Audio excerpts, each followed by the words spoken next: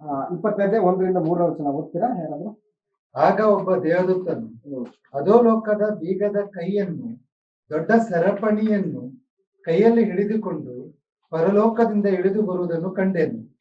ಅವನು ಪಿಶಾಚನು ಸೈತಾನನು ಆಗಿರುವ ಪುರಾತನ ಸರ್ಪನೆಂಬ ಘಟ ಸರ್ಪನನ್ನು ಹಿಡಿದು 1000 ವರ್ಷ ಬಂಧನದಲ್ಲಿಟ್ಟನು. ಆ 1000 ವರ್ಷ ತೀರುವ ತನಕ ಸೈತಾನನು ಇನ್ನು ಜನಗಳನ್ನು ಮರಳುಗೊಳಿಸದ ಹಾಗೆ ದೇವದೂತನು ಅವನನ್ನು ಅಧೋಲೋಕದಲ್ಲಿ ದೊಬ್ಬಿ ಬಾಗಿಲು ಮುಚ್ಚಿ ಅದಕ್ಕೆ ಮುದ್ರೆ ಹಾಕಿದನು. ಆ 1000 ವರ್ಷಗಳ ಆದ ಮೇಲೆ ಅವನಿಗೆ ಸ್ವಲ್ಪ ಕಾಲ ಬಿಡುಗಡೆ ಆಗಬೇಕು. ಒಂದೇ ಪಾಯಿಂಟ್ ನೋಡೋಣ. ಸರಪಣಿಯಿಂದ ಬಂಧಿಸಲ್ಪಡೋದಕ್ಕೆ ಸೈತಾನು ಪದಾರ್ಥ ಸಂಬಂಧವಾದಂತ ಶರೀರವುಳ್ಳವನಲ್ಲ. ಓಕೆ, ಇಲ್ಲಿ ಸರಪಳಿ ಬಂಧಿಸೋದು ಇವೆಲ್ಲ ಕಣ್ಣಿಗೆ ಹೆಂಗ್ ಕಾಣ್ತವೆ? ನಮಗೆ ಭೌತಿಕವಾಗಿ ಕಾಣಿಸ್ತವೆ. ಈಗ ಭೌತಿಕವಾಗಿ ಯಾವ್ದೋ ಒಂದು ಪ್ರಾಣಿನೋ ಅಥವಾ ಯಾವುದೋ ವ್ಯಕ್ತಿನೋ ಬಂಧಿಸಿ ಕರ್ಕೊಂಡು ಹೋದಂಗೆ ನಮ್ಗೆ ಕಾಣಿಸ್ತದೆ ಕಣ್ಣಿಗೆ ಡೈರೆಕ್ಟ್ ಆಗಿ ನೋಡಿದ ತಕ್ಷಣ. ಆದ್ರೆ ಇದು ಆತ್ಮ ಸಂಬಂಧವಾದಂತ ದೃಷ್ಟಿಕೋನದಲ್ಲಿ ನಾವು ಇದನ್ನ ಆಲೋಚನೆ ಮಾಡ್ಬೇಕಾಗುತ್ತೆ. ಯಾಕೆಂತಂದ್ರೆ ಯೋಹಾನ ಎಲ್ಲಿದೆ ಅಂತಂದ್ರೆ ಪತ್ಮೋಸ್ ದ್ವೀಪದಲ್ಲಿ ಸರಿಯಾಗಿದ್ದಾನೆ. ದೇಹ ಎಲ್ಲಿದೆ? ಪತ್ಮೋಸ್ ದ್ವೀಪದಲ್ಲಿದೆ. ಆತನ ದರ್ಶನದಲ್ಲಿ ಏನ್ ಮಾಡ್ತಾ ಇದ್ದಾನೆ? ಆತನು ನೋಡ್ತಾ ಇದ್ದಾನೆ, ಎಲ್ಲವನ್ನು ಕೂಡ ನೋಡ್ತಾ ಇದ್ದಾನೆ. ಸೊ ಇದನ್ನು ನಾವು ತಲೆಯಲ್ಲಿ ಇಟ್ಕೋಬೇಕು. ಇಲ್ಲಿ ಸೈತಾನನು ಪದಾರ್ಥ ಸಂಬಂಧವಾದ ಶರೀರವುಳ್ಳವನು ಅಲ್ಲ. ಸೈತಾನ್ ಯಾರು? ಶರೀರ ಇಲ್ಲ ಆತ ಸ್ಪಿರಿಟ್ ಅದು ಆತ್ಮ ಸಂಬಂಧ. ಹೆಚ್ಚಿನ ಬಲಶಾಲಿಯಾಗಿರ್ತಕ್ಕಂಥ ಅರಸನು ಕಡಿಮೆ ಬಲ ಹೊಂದಿದ ಅರಸನನ್ನು ಯುದ್ಧದಲ್ಲಿ ಸೋಲಿಸಿ ಜೀವಂತವಾಗಿ ಹಿಡಿದು ಬಂಧಿಸುವುದು ದೊಡ್ಡ ವಿಜಯವೆಂದು ಪರಿಗಣಿಸಲ್ಪಡ್ತದೆ. ಹಳೆ ಕಾಲದಲ್ಲಿ ಯುದ್ಧ ಮಾಡ್ಬೇಕಾದ್ರೆ ಒಬ್ಬ ರಾಜ ಇನ್ನೊಬ್ಬ ಬಲಿಷ್ಠ ರಾಜನಾಗ್ಲಿ ಕನಿಷ್ಠ ರಾಜನನ್ನಾಗ್ಲಿ ಸೋಲಿಸಿದ ಮೇಲೆ ಅವನು ಜೀವಂತವಾಗಿ ಹಿಡ್ಕೊಂಡು ಏನ್ ಮಾಡ್ಬೇಕು? ಹೋದಾಗ ಅವನ ಜಯ ಇನ್ನಷ್ಟು 1 to 2 ಜಾಸ್ತಿ ಆಗುತ್ತೆ. ಇದಕ್ಕೆ ಜಸ್ಟ್ ಒಂದು ಉದಾಹರಣೆ ಹೇಳ್ಬೇಕಂತಂದ್ರೆ, ದಾವೀದ ಗೊಲ್ಯಾತನ ಏನ್ ಮಾಡ್ತಾನೆ? ಹೊಡೆದಾಕ್ತಾನೆ. ಈಗ ದಾವೀದ ಗೊಲ್ಯಾತನನ್ನ ಹೊಡೆದಾಕಿದ್ಮೇಲೆ ಜನ ಎಲ್ಲ ಏನಂತಾರೆ? ಜನ ಎಲ್ಲ ಸ್ತ್ರೀಯರೆಲ್ಲರೂ ದಾವೀದನ ವಿಷಯದಲ್ಲಿ ಏನಂತಾರೆ? ಸೌಲನು 1000 ಗಟ್ಟಳೆಯಾಗಿ ಕೊಂದನು, ದಾವೀದನು 10,000 ಗಟ್ಟಳೆಯಾಗಿ ಕೊಂದನು. ಈ ಮಾತು ಏನಾಯ್ತು? ಸೌಲನಿಗೆ ಚುಚ್ತಾ ಇತ್ತು. ಇವನಿಗೆ ಸಿಂಹಾಸನ ಬಿಟ್ರೆ ಇನ್ನೇನ್ ಕೇಳ್ತಾ ಇದೆ? ಇವನಿಗೆ ಹೊಗಳಿಕೆಲ್ಲ ಬರ್ತಾ ಇದೆ, ಇವನಿಗೆ ಜಯ ಜಯ ಅಂತ ಇದಾರೆ. ಈ ಸಿಂಹಾಸನ ಒಂದಿಲ್ಲ ಅಷ್ಟೇನೆ.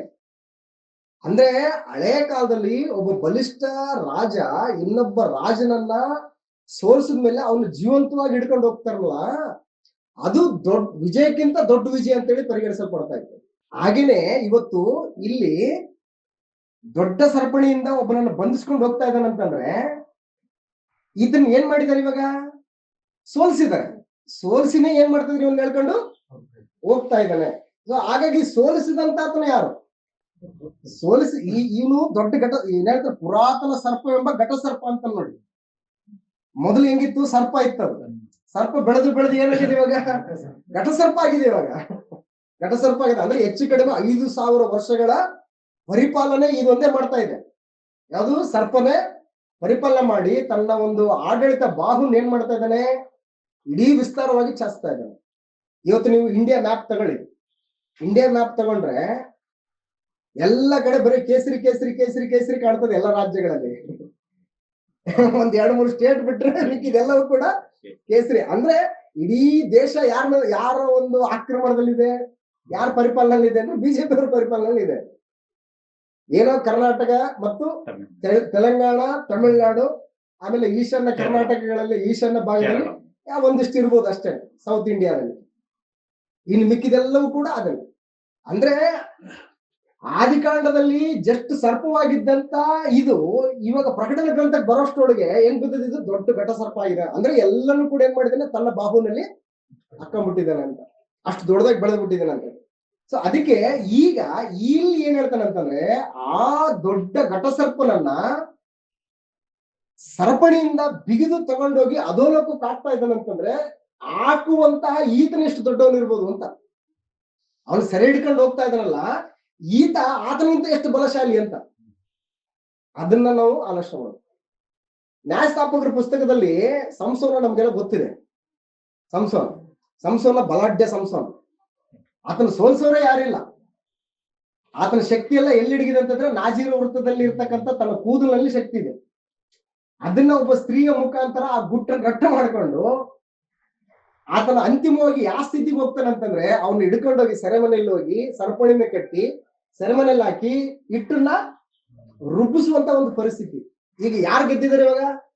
ಜೀವಂತವಾಗಿ ಹಿಡ್ಕೊಂಡು ಹೋಗ್ತಾ ಇದಾರೆ. ಸಂಸೋನನ್ನ ಕೊಲ್ಬೋದಾಗಿತ್ತು, ಅಷ್ಟೆಲ್ಲ ನಮ್ಗೆ ನಷ್ಟ ಮಾಡಿದ, ಫಿಲಿಸ್ಟಿಯರ್ಗೆ ಎಷ್ಟೆಲ್ಲ ನಷ್ಟ ಮಾಡಿದಾನಲ್ವಾ, ಕೊಲ್ಬಿಡ್ಬೋದಾಗಿತ್ತು. ಆದ್ರೆ ಅದು ಜಯ ಅಲ್ಲ. ಜಯ ಯಾವಾಗ ದುಪ್ಪಟ್ಟಾಗುತ್ತಂತಂದ್ರೆ ವೈರಿಯನ್ನ ಸೋಲಿಸಿ ಅವನ ಜೀವಂತವಾಗಿ ಹಿಡ್ಕೊಂಡು ಹೋಗ್ತಾರೆ ನೋಡಿ, ಅದು ದೊಡ್ಡ ವಿಜಯ. ಮೆರವಣಿಗೆ ಮಾಡ್ಕೊಂಡು ಹೋಗ್ತಾರೆ ನೋಡಿ, ಇವನು ಸೋಲಿಸಿದ್ದೀನಿ ನಾನು ಅಂತೇಳಿ, ಅದು ದೊಡ್ಡ ಜಯ. ಕೊಂದು ಬಿಡೋದು ಜಯ ಅಲ್ಲ. ಸೊ ಅದೇ ಹಳೆ ಒಡಂಬಡಿಕೆಯಲ್ಲಿ ಅನೇಕ ರಾಜರುಗಳು ಯುದ್ಧ ಮಾಡ್ಬೇಕಾದ್ರೆ ದೇವರು ಕರೆಕ್ಟ್ ಆದಂತ ಇನ್ಸ್ಟ್ರಕ್ಷನ್ಸ್ ಕೊಡ್ತಾನೆ. ಯಾರಿಗೆ? ಸೌಲನಿಗೆ ಕೊಡ್ತಾನೆ. ಅಮಾಲೇಕರನ್ನ ನೀನು ಸೋಲಿಸ್ಬಿಟ್ಟು ಆ ರಾಜನನ್ನ ಏನ್ ಮಾಡುದು, ನೀನು ನಿರ್ಮೂಲ ಮಾಡು ಅಂತ ಹೇಳ್ತಾನೆ. ರಾಜನ ಏನ್ ಮಾಡುದು? ನಿರ್ಮೂಲ ಮಾಡು. ಬಟ್ ಸೌಲ ಮಾಡಿದ್ದೇನು? ಅವನ್ ಜೀವಂತವಾಗಿ ಏನ್ ಮಾಡ್ತಾನೆ? ಹಿಡ್ಕೊಂಡು ಹೋಗ್ತಾನೆ. ಯಾಕೆ ಹಿಡ್ಕೊಂಡು ಹೋಗ್ತಾನೆ? ಕಾಲರ್ ಎದುರಿಸ್ಬೇಕು ಅಂತ ನಾನ್ ಮಾಡಿದ್ದೀನಿ ನೋಡು ಅಂತ. ದೇವ್ರು ಏನ್ ಹೇಳ್ತಂದ್ರೆ ಅಲ್ಲಿ ಸಾಯಿಸಿ ನೀನು ಅಂತ. ಸೊ ಇದು ಪರಿಸ್ಥಿತಿ. ಹಂಗಾಗಿ ಇಲ್ಲಿ ನ್ಯಾಯಸ್ಥಾಪಕರ ಪುಸ್ತಕ 16ನೇ ಅಧ್ಯಾಯದಲ್ಲಿ ಇದೇ ಸಂಸೋನ ವಿಷಯದಲ್ಲೇ ಬರ್ತದೆ. ಬಲಾಢ್ಯನಾದಂತ ಸಂಸೋನ 16ನೇ ಅಧ್ಯಾಯ 21ನೇ ವಚನ. ನ್ಯಾಯಸ್ಥಾಪಕರು ಫಿಲಿಷ್ಟಿಯರು ಅವನನ್ನು ಹಿಡಿದು ಕಣ್ಣುಗಳನ್ನು ಕಿತ್ತು ಗಾಜಕ್ಕೆ ಒಯ್ದು ಕಬ್ಬಿಣದ ಬೇಡಿಗಳನ್ನು ಹಾಕಿ ಸೆರೆಮನೆಯಲ್ಲಿ ಬೀಸುವುದಕ್ಕೆ ಹಚ್ಚಿದರು. ಇದು ಪರಿಸ್ಥಿತಿ. ಅಂದ್ರೆ ಈಗ ಫಿಲಿಸ್ಟಿಯರಿಗೆ ಏನಾಯ್ತು ಇವಾಗ? ಘನತೆ ಅಂತ ಇವಾಗ. ಇಷ್ಟು ದಿವಸ ನೋಡಿ ನಮ್ಮನ್ನೆಲ್ಲ ಹಿಂಸೆ ಮಾಡ್ತಾ ಇದ್ನಲ್ಲ, ನಮ್ ಬೆಳೆ ಎಲ್ಲ ನಷ್ಟ ಮಾಡ್ತಾ ಇದ್ನಲ್ಲ, ನಮ್ಮವ್ರನ್ನೆಲ್ಲ ಹೊಡೆದಾಕ್ ಹೋಗ್ತಾ ಇದ್ನಲ್ಲ, ನಮ್ಮ ಊರ್ ಬಾಗಿಲ ಕಿತ್ಕೊಂಡು ಹೋಗ್ತಾ ಇದ್ನಲ್ಲ, ಇವ್ನ ಏನ್ ಮಾಡಿದಾನೆ ಇವಾಗ? ಸರಿಯಾಗಿ ಸಿಕ್ಕಿದ್ದಾನೆ ನೋಡಿ. ಅವ್ನು ಈ ಸ್ಥಿತಿಗೆ ತಂದಿದೀವಿ ಇವಾಗ. ಅವ್ನ ನಮ್ ಕಾಲಡಿಯಾಗಿ ಮಾಡ್ಕೊಂಡಿದೀವಿ. ಅವ್ನ ಸರಿಪಣೆ ಹಾಕಿ ಅವನ್ನ ರುಬ್ಬದಕ್ಕೆ ಹಚ್ಚಿದೀವಿ ನಾವು. ಇದು ಜಯಕ್ಕಿಂತಲೂ ಕೂಡ ಇನ್ನೂ ದುಪ್ಪಟ್ಟು ಜಯ ಇದು. ಸೊ ಹಾಗಾಗಿ ಇಲ್ಲಿ ಏನ್ ಹೇಳಿಕೆ ಹೊರಟಿದ್ದಾನೆ ಪರಿಶುದ್ಧಾತ್ಮನು ಅಂತಂದ್ರೆ, ಸರಪಣಿಯಿಂದ ಬಂಧಿಸಲ್ಪಡುವಂತಹ ಈ ಸೈತಾನನನ್ನ ಸೋಲಿಸಿದಂತಹ ಆತನು ಇನ್ನೆಂತ ಬಲಶಾಲಿ ಅಂತ. ಸೈತಾನ್ನೇ ದೊಡ್ಡ ಬಲಶಾಲಿ. ಇವಾಗ ಸೈತಾನನು ಸೋಲಿಸಿದಂತಹ ಈತನು ಎಷ್ಟು ಬಲಶಾಲಿ ಅಂತ. ಅದಕ್ಕೆ ಮತ್ತಾಯನ ಬರೆಸುವಾರ್ತೆ 12ನೇ ಅಧ್ಯಾಯದಲ್ಲಿ 29ನೇ ವಚನದಲ್ಲಿ ಏನ್ ಹೇಳ್ತಾನೆ ಅಂತಂದ್ರೆ, ಸೈತಾನನು ತನ್ನ ಎಲ್ಲ ಆಯುಧಗಳನ್ನ ಇಟ್ಟುಕೊಂಡು ಬಲಶಾಲಿಯಾಗಿ ತನ್ನ ಸುಪರ್ದಿಯಲ್ಲಿ ಕಾಯ್ದುಕೊಂಡಿದ್ದಾನೆ ಅಂತ ಹೇಳ್ತಾನೆ. ನೋಡಿ ಮತ್ತಾಯನ ಬರೆಸುವಾರ್ತೆ 12ನೇ ಅಧ್ಯಾಯ. ಸರಪಳಿಯಿಂದ ಬಂಧಿಸಲ್ಪಡುವುದಕ್ಕೆ ಸೈತಾನನು ಪದಾರ್ಥ ಸಂಬಂಧವಾದ ಶರೀರವುಳ್ಳವನಲ್ಲ. ಹೆಚ್ಚಿನ ಬಲಶಾಲಿಯಾದ ಅರಸನು ಕಡಿಮೆ ಬಲ ಹೊಂದಿದ ಅರಸನನ್ನು ಯುದ್ಧದಲ್ಲಿ ಸೋಲಿಸಿ ಜೀವಂತವಾಗಿ ಹಿಡಿದು ಬಂಧಿಸುವುದು ದೊಡ್ಡ ವಿಜಯವೆಂದು ಪರಿಗಣಿಸಲ್ಪಡ್ತಾ ಇತ್ತು. ಹೀಗಿರುವಾಗ ಶರೀರವಿಲ್ಲದ ಆತ್ಮರೂಪದಲ್ಲಿ ಅದೃಶ್ಯನಾಗಿರುವ ಸೈತಾನನನ್ನು ಸರಪಳಿಯಿಂದ ಬಂಧಿಸಲ್ಪಡುವಂತದ್ದೇನು?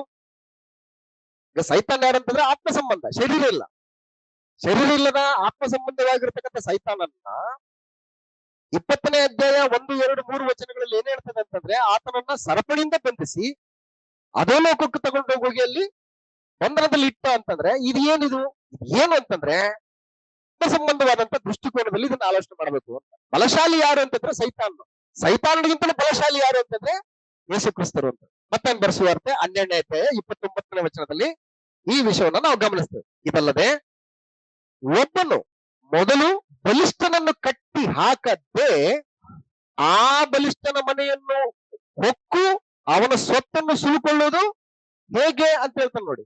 ಅಂದ್ರೆ ಈಗ ಒಬ್ಬ ಬಲಿಷ್ಠ ಏನ್ ಮಾಡಿದಾನೆ? ತನ್ನ ಮನೆಯನ್ನ ಭದ್ರಪಡಿಸಿಕೊಂಡು ಬೇಕಾದಂತಹ ವೆಪನ್ಸ್ ಗಳನ್ನೆಲ್ಲ ಇಟ್ಕೊಂಡು ಏನ್ ಮಾಡಿದಾನೆ? ಕಾಪಾಡ್ಕೊಳ್ತಾ ಇದ್ದಾನೆ. ಈಗ ಆ ಬಲಿಷ್ಠನ ಮನೆಯನ್ನ ಹೊಕ್ಕು ಅದರೊಳಗೆ ಇರುವಂತದನ್ನ ದೋಚ್ಕೊಳ್ಬೇಕಂತಂದ್ರೆ ಅವನಿಗಿಂತಲೂ ಇನ್ನೊಬ್ಬ ಬಲಿಷ್ಠನ ಬರಬೇಕು ಹೊರತಾಗಿ ಬಲಹೀನನ ಹೋಗಿ ಅದನ್ನ ದೋಚ್ಕೊಳ್ಳಕ್ಕೆ ಆಗೋದಿಲ್ಲ. ಲೂಕನ್ ಬರೆಸುವಾರ್ತೆ 11ನೇ ಅಧ್ಯಾಯ 21, 22ನೇ ವಚನದಲ್ಲಿ ಇದೇ ವಿಷಯವನ್ನ ಲೂಕನು ಕೂಡ ಪರಿಶುದ್ಧಾತ್ಮನ ಪ್ರೇರೇಪಣೆಯಿಂದ ಹೇಳುವಂತದನ್ನ ನಾವು ಗಮನಿಸ್ತೇವೆ. ಲೂಕನ್ ಬರೆಸುವಾರ್ತೆ 11ನೇ ಅಧ್ಯಾಯ 21, 22ನೇ ವಚನ. ಒಬ್ಬ ಬಲಿಷ್ಠನು ಸರ್ವಾಯುಧಗಳನ್ನು ಧರಿಸಿಕೊಂಡು ತನ್ನ ಮನೆಯನ್ನು ಕಾಪಾಡಿಕೊಂಡಿರುವಾಗ ಅವನ ವಸ್ತುಗಳು ಭದ್ರವಾಗಿಯೇ ಇರುವವು. ಆದರೆ ಅವನಿಗಿಂತ ಬಲಿಷ್ಠನು ಬಂದು ಅವನನ್ನು ಸೋಲಿಸಿದ ಮೇಲೆ ಆ ಮೊದಲಿನವನು ನೆಚ್ಚಿಕೊಂಡಿದ್ದ ಆಯುಧಗಳನ್ನೆಲ್ಲ ತೆಗೆದುಕೊಂಡು ತಾನು ಸುಲಿಗೆ ಮಾಡಿದ್ದನ್ನು ಹಂಚಿಕೊಡುವನು ಅಂತ ಹೇಳಿ. ಸೊ ಹಾಗಾಗಿ ಇಲ್ಲಿ ಬಲಿಷ್ಠ ಯಾರು ಅಂತಂದ್ರೆ ಸೈತಾನನು. ಈ ಸೈತಾನ್ ಏನ್ ಮಾಡ್ತಾ ಇದ್ದಾನೆ ಅಂತಂದ್ರೆ ತನ್ನ ಆಯುಧಗಳನ್ನ ಬಳಸ್ಕೊಂಡು ತನ್ನ ಕೋಟೆಯನ್ನ ಭದ್ರಪಡಿಸ್ಕೊಂಡಿದ್ದಾನೆ. ಹಾಗಾಗಿ ಆ ಬಲಿಷ್ಠನನ್ನ ಸೋಲಿಸೋದಕ್ಕೋಸ್ಕರ ಯೇಸು ಕ್ರಿಸ್ತನು ಏನ್ ಮಾಡ್ತಾ ಇದ್ದಾನೆ ಅಂತಂದ್ರೆ ಕಾರ್ಯವನ್ನ ನಡೆಸ್ತಾ ಇದ್ದಾನೆ. ಏನ ಕಾರ್ಯ ಅನ್ನುವಂಥದ್ದನ್ನ ನಾವು ತಿಳ್ಕೊಳ್ಳೋದಕ್ಕಿಂತ ಮುಂಚೆ ಶಿಲುಬೆಯ ಪೂರ್ವದಲ್ಲಿ ಅಂದ್ರೆ ಯೇಸು ಕ್ರಿಸ್ತನ ಶಿಲುಬೆ ಮರಣವನ್ನ ಹೊಂದುವುದಕ್ಕಿಂತ ಮುಂಚೆ ಪರಿಸ್ಥಿತಿ ಹೆಂಗಿತ್ತು ಅನ್ನೋದನ್ನ ಒಂದ್ಸರಿ ನಾವು ಆಲೋಚನೆ ಮಾಡ್ಬೇಕಾಗುತ್ತೆ. ಯೇಸು ಕ್ರಿಸ್ತನ ಸಾಯೋದಕ್ಕಿಂತ ಶಿಲುಬೆ ಮೇಲೆ ಸಾಯೋದಕ್ಕಿಂತ ಮೊದಲು ಪರಿಸ್ಥಿತಿಗಳು ಹೆಂಗಿತ್ತು ಅಂತಂದ್ರೆ ಇಲ್ಲಿ ಹೆಚ್ಚಿನ ಬಲಶಾಲಿಯಾಗಿ ವರ್ಣಿಸಲ್ಪಟ್ಟಂತವನು ಸೈತಾನನು. ಈ ಸೈತಾನನ ಒಂದು ಮುಖ್ಯವಾದ ಕೆಲಸ ಏನಂತಂದ್ರೆ ಮೋಸಗೊಳಿಸೋದು, ಆರೋಪ ಮಾಡೋದು. ಮೋಸಗೊಳಿಸೋದು, ಆರೋಪ ಮಾಡೋದು. ಮೂರನೇದ್ದು ಮರಣ ಅನ್ನುವಂಥದ್ದನ್ನ ತೋರಿಸ್ಬಿಟ್ಟು ಜನರನ್ನ ಮೋಸಗೊಳಿಸೋದು. ಮರಣ ಭಯ, ಮೋಸ ಮಾಡೋದು, ಆರೋಪ ಮಾಡೋದು, ಇದು ಒಂದು ಕೆಲಸ. ಇವನ್ ಆಯುಧಗಳು ಇವೆಲ್ಲ. ಈ ಆಯುಧಗಳನ್ನ ಬಳಸ್ಕೊಂಡು ಎಷ್ಟು ಜನರ ತನ್ನ ಕಡೆ ತಗೊಂಡಿದ್ದಾನೆ. ಎಲ್ಲರೂ ಕೂಡ ಯಾರ ಪಕ್ಷದಲ್ಲಿ? ಸೈತಾನ್ ಪಕ್ಷದಲ್ಲಿದ್ದಾರೆ. ಇದು ಪರಿಸ್ಥಿತಿ. ಇಷ್ಟು ಮಾತ್ರ ಅಲ್ಲದೇನೆ ಸೈತಾನ್ ಏನ್ ಮಾಡ್ತಾ ಇದ್ದಾನೆ ಅಂತಂದ್ರೆ ಪರಲೋಕಕ್ಕೂ ಕೂಡ ಡೈರೆಕ್ಟ್ ಆಗಿ ಹೋಗ್ತಾ ಇದ್ದಾನೆ. ಅನ್ಇನ್ವೈಟೆಡ್ ಗೆಸ್ಟ್ ಆಗಿ ಅಲ್ಲಿ ಹೋಗ್ತಾ ಇದ್ದಾನೆ. ಪರಲೋಕಕ್ಕೆ ಹೋಗೋದಕ್ಕೆ ಈತನಿಗೆ ಆಹ್ವಾನ ಇಲ್ಲ. ಯಾರು ದೇವರಿಂದ ಆಹ್ವಾನ ಪತ್ರಿಕೆ ಸೈತಾನಿಗಿಲ್ಲ. ನೇರವಾಗಿ ಎಲ್ಲಿ ಹೋಗ್ತಾ ಇದ್ದಾನೆ? ಪರಲೋಕಕ್ಕೆ ಹೋಗಿ ಅಲ್ಲಿ ಏನ್ ಮಾಡ್ತಾ ಇದ್ದಾನೆ? ಅಲ್ಲಿ ಕೂಡ ಆರೋಪ ಮಾಡ್ತಾ ಇದ್ದಾನೆ. ಏನ್ ಅಬ್ರಹಮ, ಏನ್ ಬಾರಿ ಅಬ್ರಹಮ, ಏನ್ ಹೇಳ್ತಿದ್ದಿ ನೀನು? ಯೋಬ, ಏನ್ ಯೋಬ, ಯೋಬನ ಬಗ್ಗೆ ಏನ್ ಹೇಳ್ತಿದ್ದಿ ನೀನು? ಎಲ್ಲ ಸೆಕ್ಯೂರಿಟಿ ಕೊಟ್ಟಿದ್ದಿ, ಮತ್ತೆ ನಿನ್ನಲ್ದು ಇನ್ಯಾರನ್ನ ಸೇರಿಸ್ತಾನೆ? ಏನ್ ಮಾಡ್ತಾ ಇದ್ದಾನೆ? ಆರೋಪಗಳನ್ನು ಮಾಡ್ತಾ ಇದ್ದಾನೆ. ಆರೋಪಗಳನ್ನು ಮಾಡ್ತಾ ಇದ್ದಾನೆ. ಸೊ ಪರಲೋಕದಲ್ಲಿ ನೆಮ್ಮದಿಕರವಾದಂತ ವಾತಾವರಣ ಇದೆಯಾ? ದೇವರೇನೋ ಇವ್ರ ನಂಬಿಗಸ್ತರು ಅಂತ ಹೇಳ್ಬಿಟ್ಟು ಪರಿಗಣಿಸ್ತಾ ಇರ್ಬೇಕಾದ್ರೆ ಅವ್ರು ಹೇಗ್ರಿ ನಂಬಿಗಸ್ತರಾಗ್ತಾರೆ? ಅವ್ರೇನ್ರಿ ಮಹಾ ದೊಡ್ಡ ಕೆಲಸ ಮಾಡ್ತಾ ಇದ್ದಾರೆ. ಅವ್ರಿಗೆ ಇಷ್ಟೆಲ್ಲ ಸೆಕ್ಯೂರಿಟಿ ಕೊಟ್ಟಿದ್ದಿ, ಇಷ್ಟೆಲ್ಲ ಆಶೀರ್ವಾದ ಕೊಟ್ಟಿದ್ದಿ, ಮತ್ತೆ ನಿನ್ನಲ್ದೆ ಇನ್ಯಾರು ಸೇವಿಸ್ತಾರೆ ಅನ್ನುವಂತ ರೀತಿಯಲ್ಲಿ ಏನ್ ಮಾಡ್ತಾ ಇದ್ದಾನೆ? ಸೈತಾನ ಆರೋಪ ಮಾಡ್ತಾ ಇದ್ದಾನೆ. ಅಂದ್ರೆ ಪರಲೋಕದಲ್ಲಿ ವಾತಾವರಣ ಹೆಂಗಿದೆ ಅಂತಂದ್ರೆ ನೆಮ್ಮದಿ ಇಲ್ಲ ಅಲ್ಲಿ. ಅಂದ್ರೆ ಕ್ರಿಸ್ತನ ಶಿಲುಬೆಯ ಮರಣಕ್ಕಿಂತ ಮುಂಚಿನ ಪರಿಸ್ಥಿತಿಗಳು ಪರಲೋಕದಲ್ಲಿ ಹೆಂಗಿದೆ ಅಂತಂದ್ರೆ ಈ ರೀತಿ ಇದೆ. ಅದನ್ನ ಯೋಬನ ಗ್ರಂಥ 1ನೇ ಅಧ್ಯಾಯ 5-6ನೇ ವಚನ ನಾವು ಓದಿದ್ರೆ ಅಲ್ಲಿ ವಿಷಯ ನಮಗೆ ಗೊತ್ತಾಗುತ್ತೆ. ಯೋಬನ ಗ್ರಂಥ 1ನೇ ಅಧ್ಯಾಯ 5-6ನೇ ವಚನದಲ್ಲಿ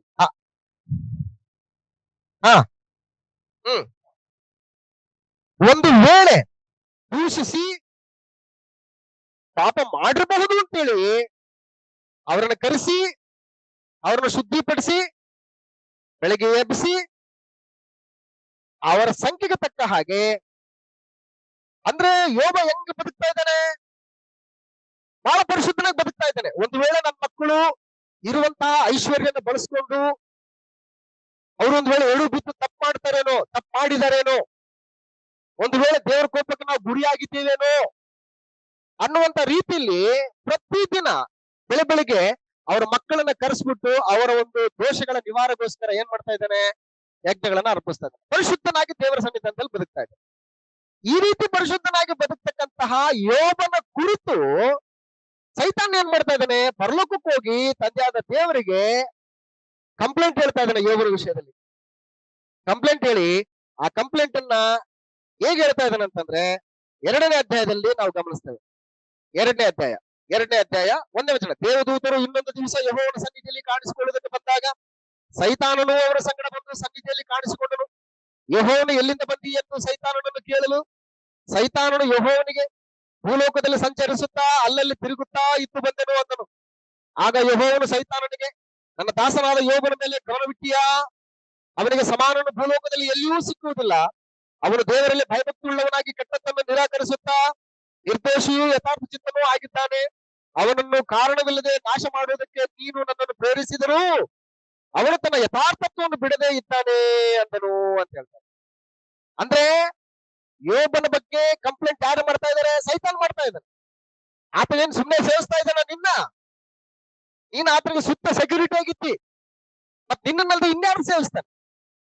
ಒಂದು ಸಾರಿ ಅವನ ಮೇಲೆ ಪರ್ಮಿಷನ್ ಕೊಡು, ನಾನು ದಾಳಿ ಮಾಡ್ತೀನಿ, ನೋಡೋಣ ಅವ್ನ ಭಕ್ತಿ ಹೆಂಗಿರ್ತದೆ ಅಂತೇಳಿ ಪರ್ಮಿಷನ್ ತಗೊಂಡು ಏನ್ ಮಾಡ್ತಾನೆ, ಶೋಧಿಸಿದ್ರೂ ಕೂಡ ಯೋಬನು ಯಾವುದಕ್ಕೂ ತಲೆ ಕೆಡಿಸ್ಕೊಳ್ಳದೆ ಏನೇ ನಷ್ಟ ಆದ್ರೂ ಕೂಡ ಒಂದೇ ದಿನದಲ್ಲಿ ಎಲ್ಲವೂ ಕೂಡ ನಷ್ಟ, ಮಕ್ಕಳು ಸತ್ತೋಗ್ತಾರೆ, ಆಸ್ತಿ ಪಾಸ್ತಿ ನಷ್ಟ ಆಗುತ್ತೆ, ಕಟ್ಕೊಂಡಿರ್ತಕ್ಕಂಥ ಹೆಂಡತಿನೂ ಕೂಡ ಏನ್ ಮಾಡ್ತಾಳೆ, ದೇವರನ್ನ ದೂಷಿಸಿ ಸಾಯಿ ಅಂತ ಹೇಳ್ಬಿಟ್ಟು ಯೋಬನಿಗೆ ಹೇಳುವಂತ ಒಂದು ಸ್ಥಿತಿ. ಇಂಥ ಪರಿಸ್ಥಿತಿ ಎದುರಾದ್ರೂ ಕೂಡ ಯೋಬ ಏನಂತಾನಂತಂದ್ರೆ, ದೇವರೇ ಕೊಟ್ಟನು, ದೇವರೇ ತೆಗೆದುಕೊಂಡ, ನಾನು ಏನು ಇಲ್ಲದವನಾಗಿ ತಾಯಿಯ ಗರ್ಭದಿಂದ ಬಂದೆ, ಏನು ಇಲ್ಲದವನಾಗಿ ಹೋಗ್ತಾ ಇದ್ದೀನಿ, ಯೆಹೋವನೇ ಕೊಟ್ಟನು, ಯೆಹೋವನೇ ತೆಗೆದುಕೊಂಡನು, ಯೆಹೋವನ ನಾಮಕ್ಕೆ ಸ್ತೋತ್ರವಾಗಲಿ ಅನ್ನುವಂತಹ ಒಂದು ಉತ್ತಮವಾದಂತ ಒಂದು ಗುಣ ಯೋಬನಲ್ಲಿ ನಾವು ಕಂಡು ಬರ್ತೇವೆ. ಹಾಗಾಗಿ ಈ ಪರಿಸ್ಥಿತಿಗಳು ಕ್ರಿಸ್ತನ ಶಿಲುಬೆ ಮರಣಕ್ಕಿಂತ ಮುಂಚೆ ಪರಲೋಕದಲ್ಲಿ ಹೆಂಗಿತ್ತಂತಂದ್ರೆ ನೆಮ್ಮದಿಯಿಂದ ಕೂಡಿದ ವಾತಾವರಣ ಇಲ್ಲ, ಎಲ್ಲರ ಬಗ್ಗೆ ಕಂಪ್ಲೇಂಟ್ ಅನ್ನ ಹೋಗಿ ಹೋಗಿ ಹೋಗಿ ಹೋಗಿ ಹೇಳದೆ.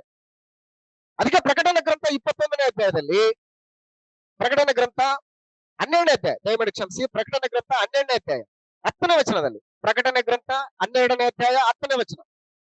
ಆಗ ಅದು ಈಗ ಜಯವೂ ಶಕ್ತಿಯೂ ರಾಜ್ಯವೂ ನಮ್ಮ ದೇವರಿಗೆ ಉಂಟಾಯಿತು. ಅಭಿಷೇಕಿಸಿದವನ ಅಧಿಕಾರವು ಈಗ ಸ್ಥಾಪಿತವಾಯಿತು.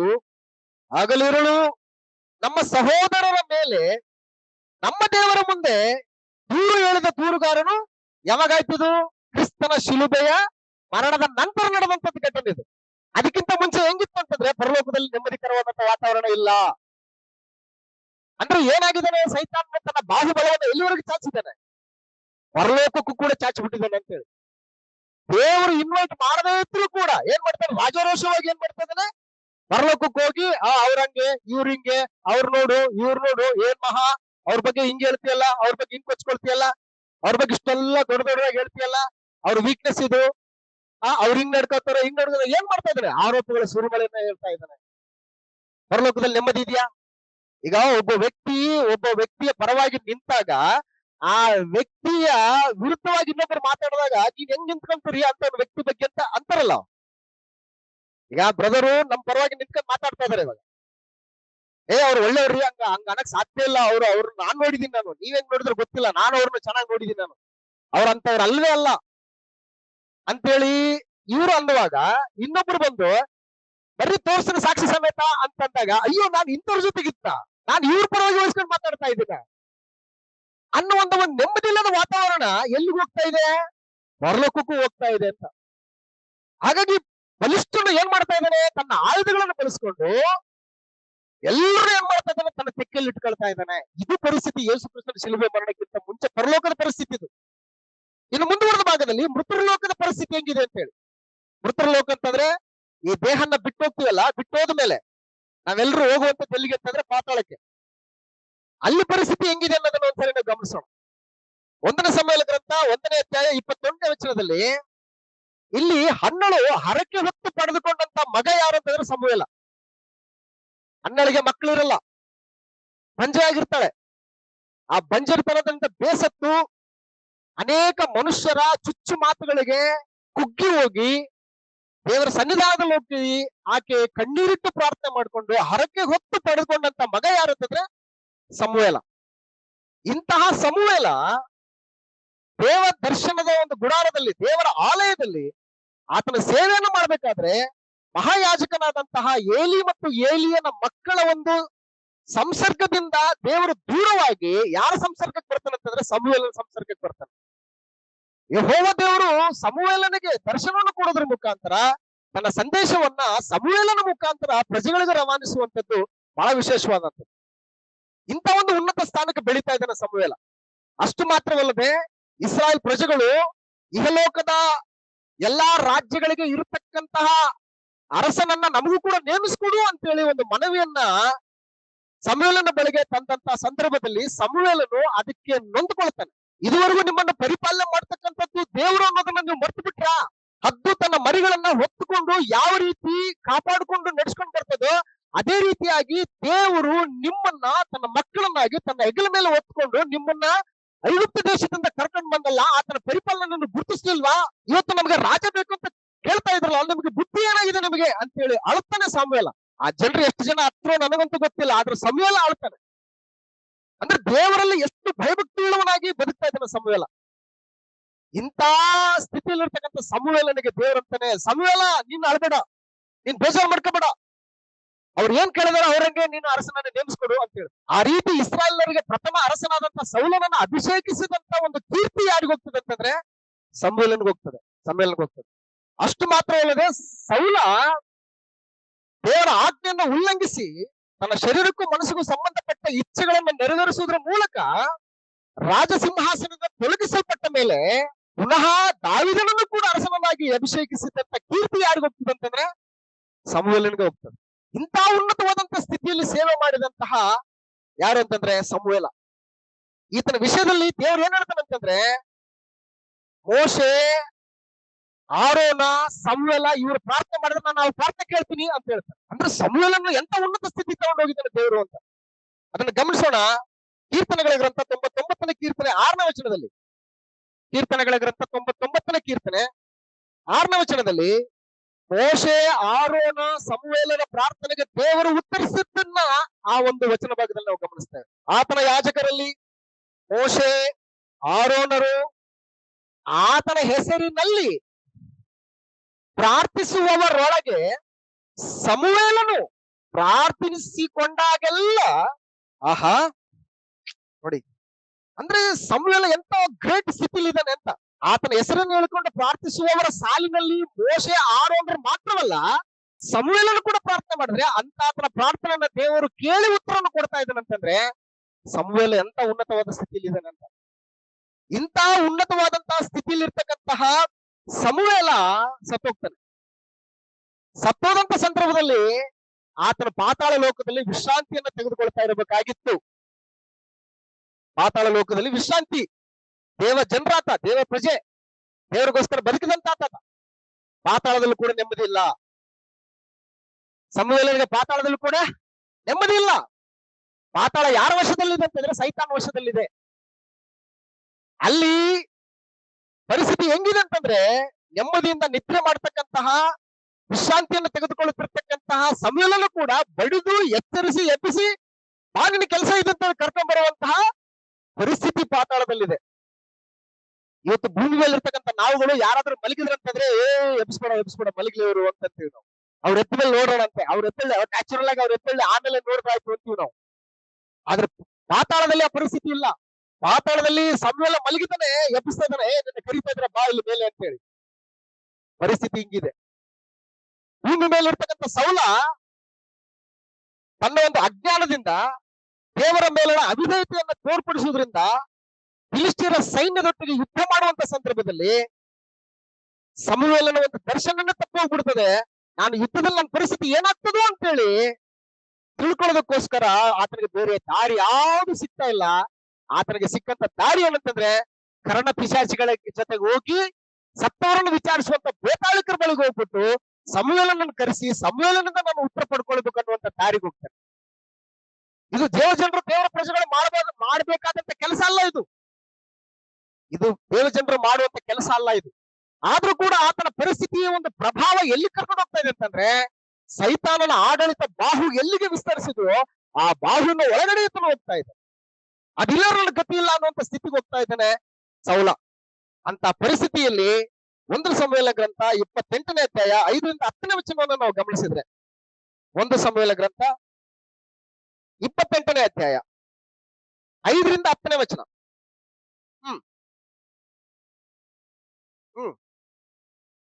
ಬಹಳ ಭಯದಿಂದ ಹೃದಯ ಒಡೆದವನಾದ ಸೌಲ ಯೆಹೋವನ ಸನ್ನಿಧಿಯಲ್ಲಿ ವಿಚಾರಿಸಿದರು. ಕನಸುಗಳಿಂದಾಗಲಿ, ಈರೀಮಿನಿಂದಾಗಲಿ, ಪ್ರವಾದಿಗಳಿಂದಾಗಲಿ ಯಾಕೆ ಕೊಡ್ಲಿಲ್ಲ?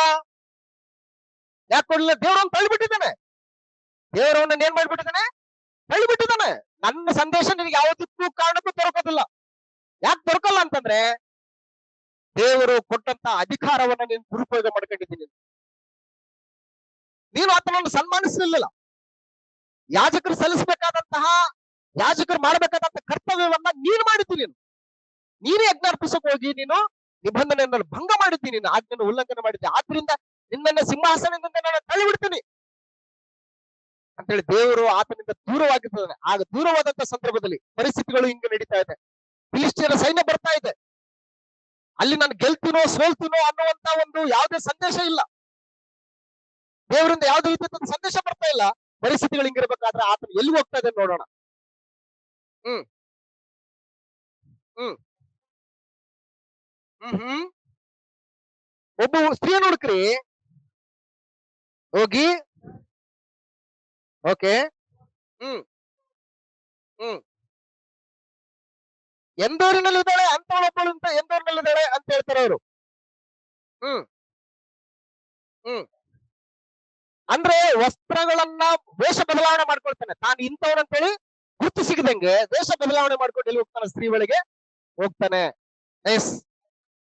ಹ್ಮ್ ಹ್ಮ್ ಹ್ಮ್ ಇಲ್ಲಿ ನೋಡಿ, ಪದ ನೋಡಿ ಏನ್ ಬಳಸ್ತಾ ಇದ್ದಾನೆ? ದಯವಿಟ್ಟು ಅಂತ ಹೇಳ್ತಾ ಇದ್ದಾನೆ. ದಯವಿಟ್ಟು ನನಗೋಸ್ಕರ ಸತ್ತವರಲ್ಲಿ ವಿಚಾರಿಸಿ ಕಣಿ ಹೇಳು. ಹ್ಮ್ ಹ್ಮ್ ಏನ್ರಿ ಮಾಡ್ತಾ ಇದ್ದಾನೆ? ಬೇಡ್ಕೊಳ್ತಾ ಇದ್ದಾನಂತೆ. ಎಂತ ದುಸ್ಥಿತಿ, ಎಂತ ದುಸ್ಥಿತಿ! ಬೆನ್ಯಾಮಿನ್ ಕುಲದಲ್ಲಿ ಇಸ್ರಾಯೇಲರ 12 ಗೋತ್ರಗಳಲ್ಲಿ ಬೆನ್ಯಾಮಿನ್ ಕುಲ ಅನ್ನುವಂಥದ್ದು ಬಹಳ ಕನಿಷ್ಠವಾದಂತ ಕುಲ. ಅಂತ ಕುಲದಿಂದ ಏನ್ ಮಾಡಿದಾನೆ ಇವತ್ತು?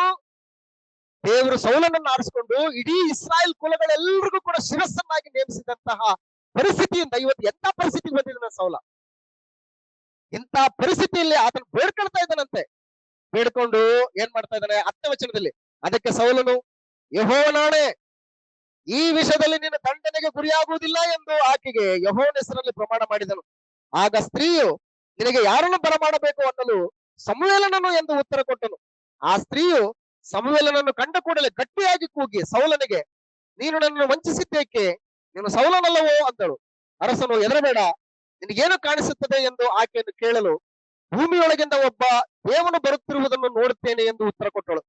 ಅವನು ತಿರುಗಿ ಅವನ ರೂಪ ಹೇಗಿದೆ ಎಂದು ಕೇಳಲು, ಆಕೆಯು ನಿಲುವಂಗಿಯನ್ನು ತೊಟ್ಟುಕೊಂಡ ಒಬ್ಬ ಮುದುಕನು ಬರುತ್ತಾನೆ ಎಂದು ಹೇಳಿದಳು.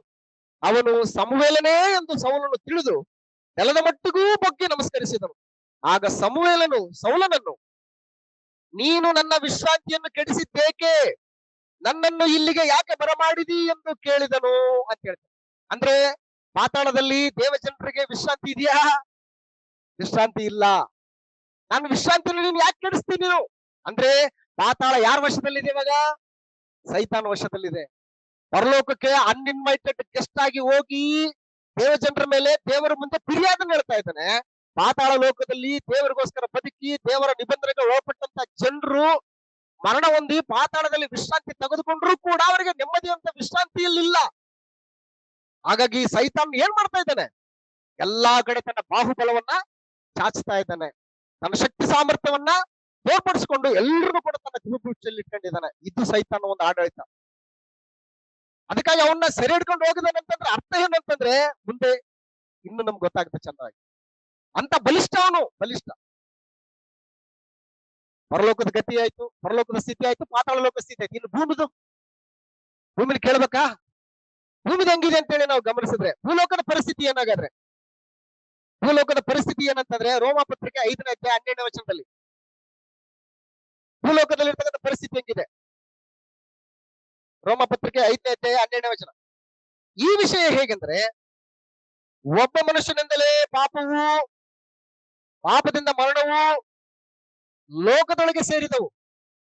ಎಲ್ಲರೂ ಪಾಪ ಮಾಡಿದ್ದರಿಂದ ಮರಣವು ಹೀಗೆ ಎಲ್ಲರಲ್ಲಿಯೂ ವ್ಯಾಪಿಸಿತು ಅಂತ ಹೇಳಿ ಇಲ್ಲಿ ಬಹಳ ಚಂದವಾಗಿ ಗಮನಿಸ್ಬೇಕು. ಪಾಪ ಅಂದ್ರೆ ಆಜ್ಞೆಯನ್ನ ಅತಿಕ್ರಮಿಸುವಂತದ್ದು ಪಾಪ. ಆದಾಮನು ಆಜ್ಞೆಯನ್ನು ಅತಿಕ್ರಮಿಸಿ ಪಾಪವನ್ನು ಮಾಡಿದಾಗ ಆದಾಮನಿಗೆ ಸಂಪ್ರಾಪ್ತಿ ಆಗಿರ್ತಕ್ಕಂಥದ್ದು ಯಾವ್ದಂತಂದ್ರೆ ಮರಣ ಅಂತ ಹೇಳ್ತಾರೆ. ಅದು ಎಂತ ಮರಣ? ದೈಹಿಕವಾದಂತ ಮರಣ ಅಲ್ಲ, ಶಾರೀರಿಕ ಮರಣ ಅಲ್ಲ, ಆತ್ಮ ಸಂಬಂಧವಾದಂತ ಮರಣ. ಆದಾಮನು 930 ವರ್ಷಗಳ ಕಾಲ ಬದುಕ್ತಾನೆ ಆ ಆಜ್ಞೆಯನ್ನು ಮೀರಿದ ಮೇಲೂ ಕೂಡ. ಆದ್ರೆ ಆ ಮರಣ ಯಾವುದು ಅಂತಂದ್ರೆ ಆತ್ಮ ಸಂಬಂಧವಾದಂತ ಮರಣ. ಅಲ್ಲಿ ದೇವರು ಕಡಾಖಂಡಿತವಾಗಿ ಹೇಳ್ತಾನೆ, ಈ ತೋಟದಲ್ಲಿರ್ತಕ್ಕಂಥ ಎಲ್ಲಾ ಮರಗಳ ಹಣ್ಣನ್ನ ನೀನು ಯಥೇಚ್ಛವಾಗಿ ತಿನ್ನು, ಆದ್ರೆ ಈ ಒಳ್ಳೆದ್ರ ಕೆಟ್ಟದ್ರ ಅರ್ಹನ್ನುಂಟು ಮಾಡುವಂತ ಈ ಮರದ ಹಣ್ಣನ್ನು ನೀನು ತಿನ್ನಬಾರದು, ಮುಟ್ಲು ಕೂಡುದು. ತಿಂದ ದಿನ ನೀನು ನಿಶ್ಚಯವಾಗಿ ಸತ್ತೇ ಸಾಯಿವಿ ಅಂತ ಹೇಳ್ತಾನೆ. ಹಂಗಂದ್ರೆ ಅರ್ಥ ಏನಂದ್ರೆ ಸ್ಪಿರಿಚುವಲ್ ಡೆತ್ ಅಂತ. ಆತ್ಮೀಯ ಮರಣ ಅಂತಂದ್ರೆ ದೇವರಿಂದ ಅಗಲುವಿಕೆ, ದೇವರಿಂದ ನೀನು ದೂರ ಆಗ್ತಿದ್ದಿ, ದೇವರು ನಿನಗೂ ಸಪರೇಟ್ ಆಗ್ತದೆ, ದೇವರಿಗೂ ನಿನಗೆ ಯಾವುದೇ ರೀತಿಯಾದಂತಹ ಸಂಬಂಧ ಇರೋದಿಲ್ಲ. ಇದು ಆತ್ಮ ಸಂಬಂಧವಾದಂತ ಮರಣ. ಆದ್ರಿಂದ ಯಾವ ರೀತಿಯಾಗಿ ಆತ್ಮ ಸಂಬಂಧವಾದಂತ ಮರಣವನ್ನ ಆಜ್ಞೆಯನ್ನ ಅತಿಕ್ರಮಿಸುವುದರ ಮೂಲಕ ಆದಾಮನ ಪಡ್ಕೊಂಡನು, ಅದೇ ರೀತಿಯಾಗಿ ಎಲ್ಲಾ ಮನುಷ್ಯರು ಏನ್ ಮಾಡ್ತಾ ಇದ್ದಾರೆ, ಪಾಪವನ್ನ ಮಾಡಿ ಅಂತ ಹೇಳ್ತಾನೆ. ಪಾಪವನ್ನ ಮಾಡಿ, ಪಾಪ ಮಾಡೋದ್ರ ಮೂಲಕ ಏನಾಗ್ತದೆ, ಎಲ್ರಿಗೂ ಮರಣವು ಸಂಪ್ರಾಪ್ತಿ ಆಗ್ತದೆ ಹೊರತಾಗಿ ಪಾಪ ಮಾಡದೆ ಮರಣ ಬರಲ್ಲ ಯಾರಿಗೂ ಕೂಡ. ಬಹಳ ವಿಶೇಷವಾಗಿ ಚಿಕ್ಕ ಮಕ್ಕಳು ಕೂಡ ಪಾಪ ಮಾಡಲ್ಲ. ಅವರು ಚಿಕ್ಕ ಮಕ್ಕಳನ್ನ ಇವತ್ತು ಅನೇಕ ಜನರು ಏನ್ ಮಾಡ್ತಾರೆ, ಪಾಪಿಗಳಂತ ಪರಿಗಣಿಸ್ತಾರೆ. ತಾಯಿಯ ಗರ್ಭದಿಂದಲೇ ಮನುಷ್ಯರೆಲ್ಲರೂ ಪಾಪಿಗಳಂತೇಳಿ ಬೋಧಿಸ್ತಕ್ಕಂಥವ್ರ ಸಂಖ್ಯೆ ಜಾಸ್ತಿ ಇದೆ. ಆದ್ರೆ ದೇವರು ವಿವಾಹವನ್ನ ಬಹಳ ಶ್ರೇಷ್ಠವಾದದ್ದು, ಘನವಾದದ್ದು ಎಂಬುದಾಗಿ ಏನ್ ಮಾಡ್ತಾ ಇದ್ದಾನೆ ಅಂತ ಪರಿಗಣಿಸಿ ಗರ್ಭಫಲವನ್ನ ಬಹುಮಾನವನ್ನಾಗಿ ಏನ್ ಮಾಡ್ತಾ ಇದ್ದಾನೆ, ಕೊಡ್ತಾ ಇದ್ದಾನೆ ಅಂತಂದ್ರೆ ದೇವರು ಕೊಡುವಂತ ಗರ್ಭಫಲ ಬಹುಮಾನ ಅದು ಪಾಪನಾಗಾದ್ರೆ ಪಾಪ ಅಲ್ಲ, ಪಾಪ ಅಲ್ಲ. ಅದಕ್ಕೆ ಯೇಸು ಕ್ರಿಸ್ತನು ಹೇಳ್ತಾನೆ, ನೀವು ತಿರುಗಿಕೊಂಡು ಚಿಕ್ಕ ಮಕ್ಕಳಂತೆ ಆಗದೆ ಹೋದ್ರೆ ನೀವು ದೇವರ ರಾಜ್ಯದಲ್ಲಿ ಸೇರುವುದಿಲ್ಲ ಅಂತ ಹೇಳ್ತಾನೆ. ಹಾಗಾಗಿ ಮಕ್ಕಳು ಜನ್ಮತಃ ಪಾಪಿಗಳಲ್ಲ.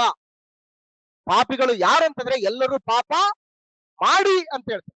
ಪಾಪ ಮಾಡೋದ್ರ ಮೂಲಕ ಮರಣ ಏನಾಗ್ತಾ ಅವರೊಳಗಡೆ ಹೋಗ್ತಾ ಇದೆ.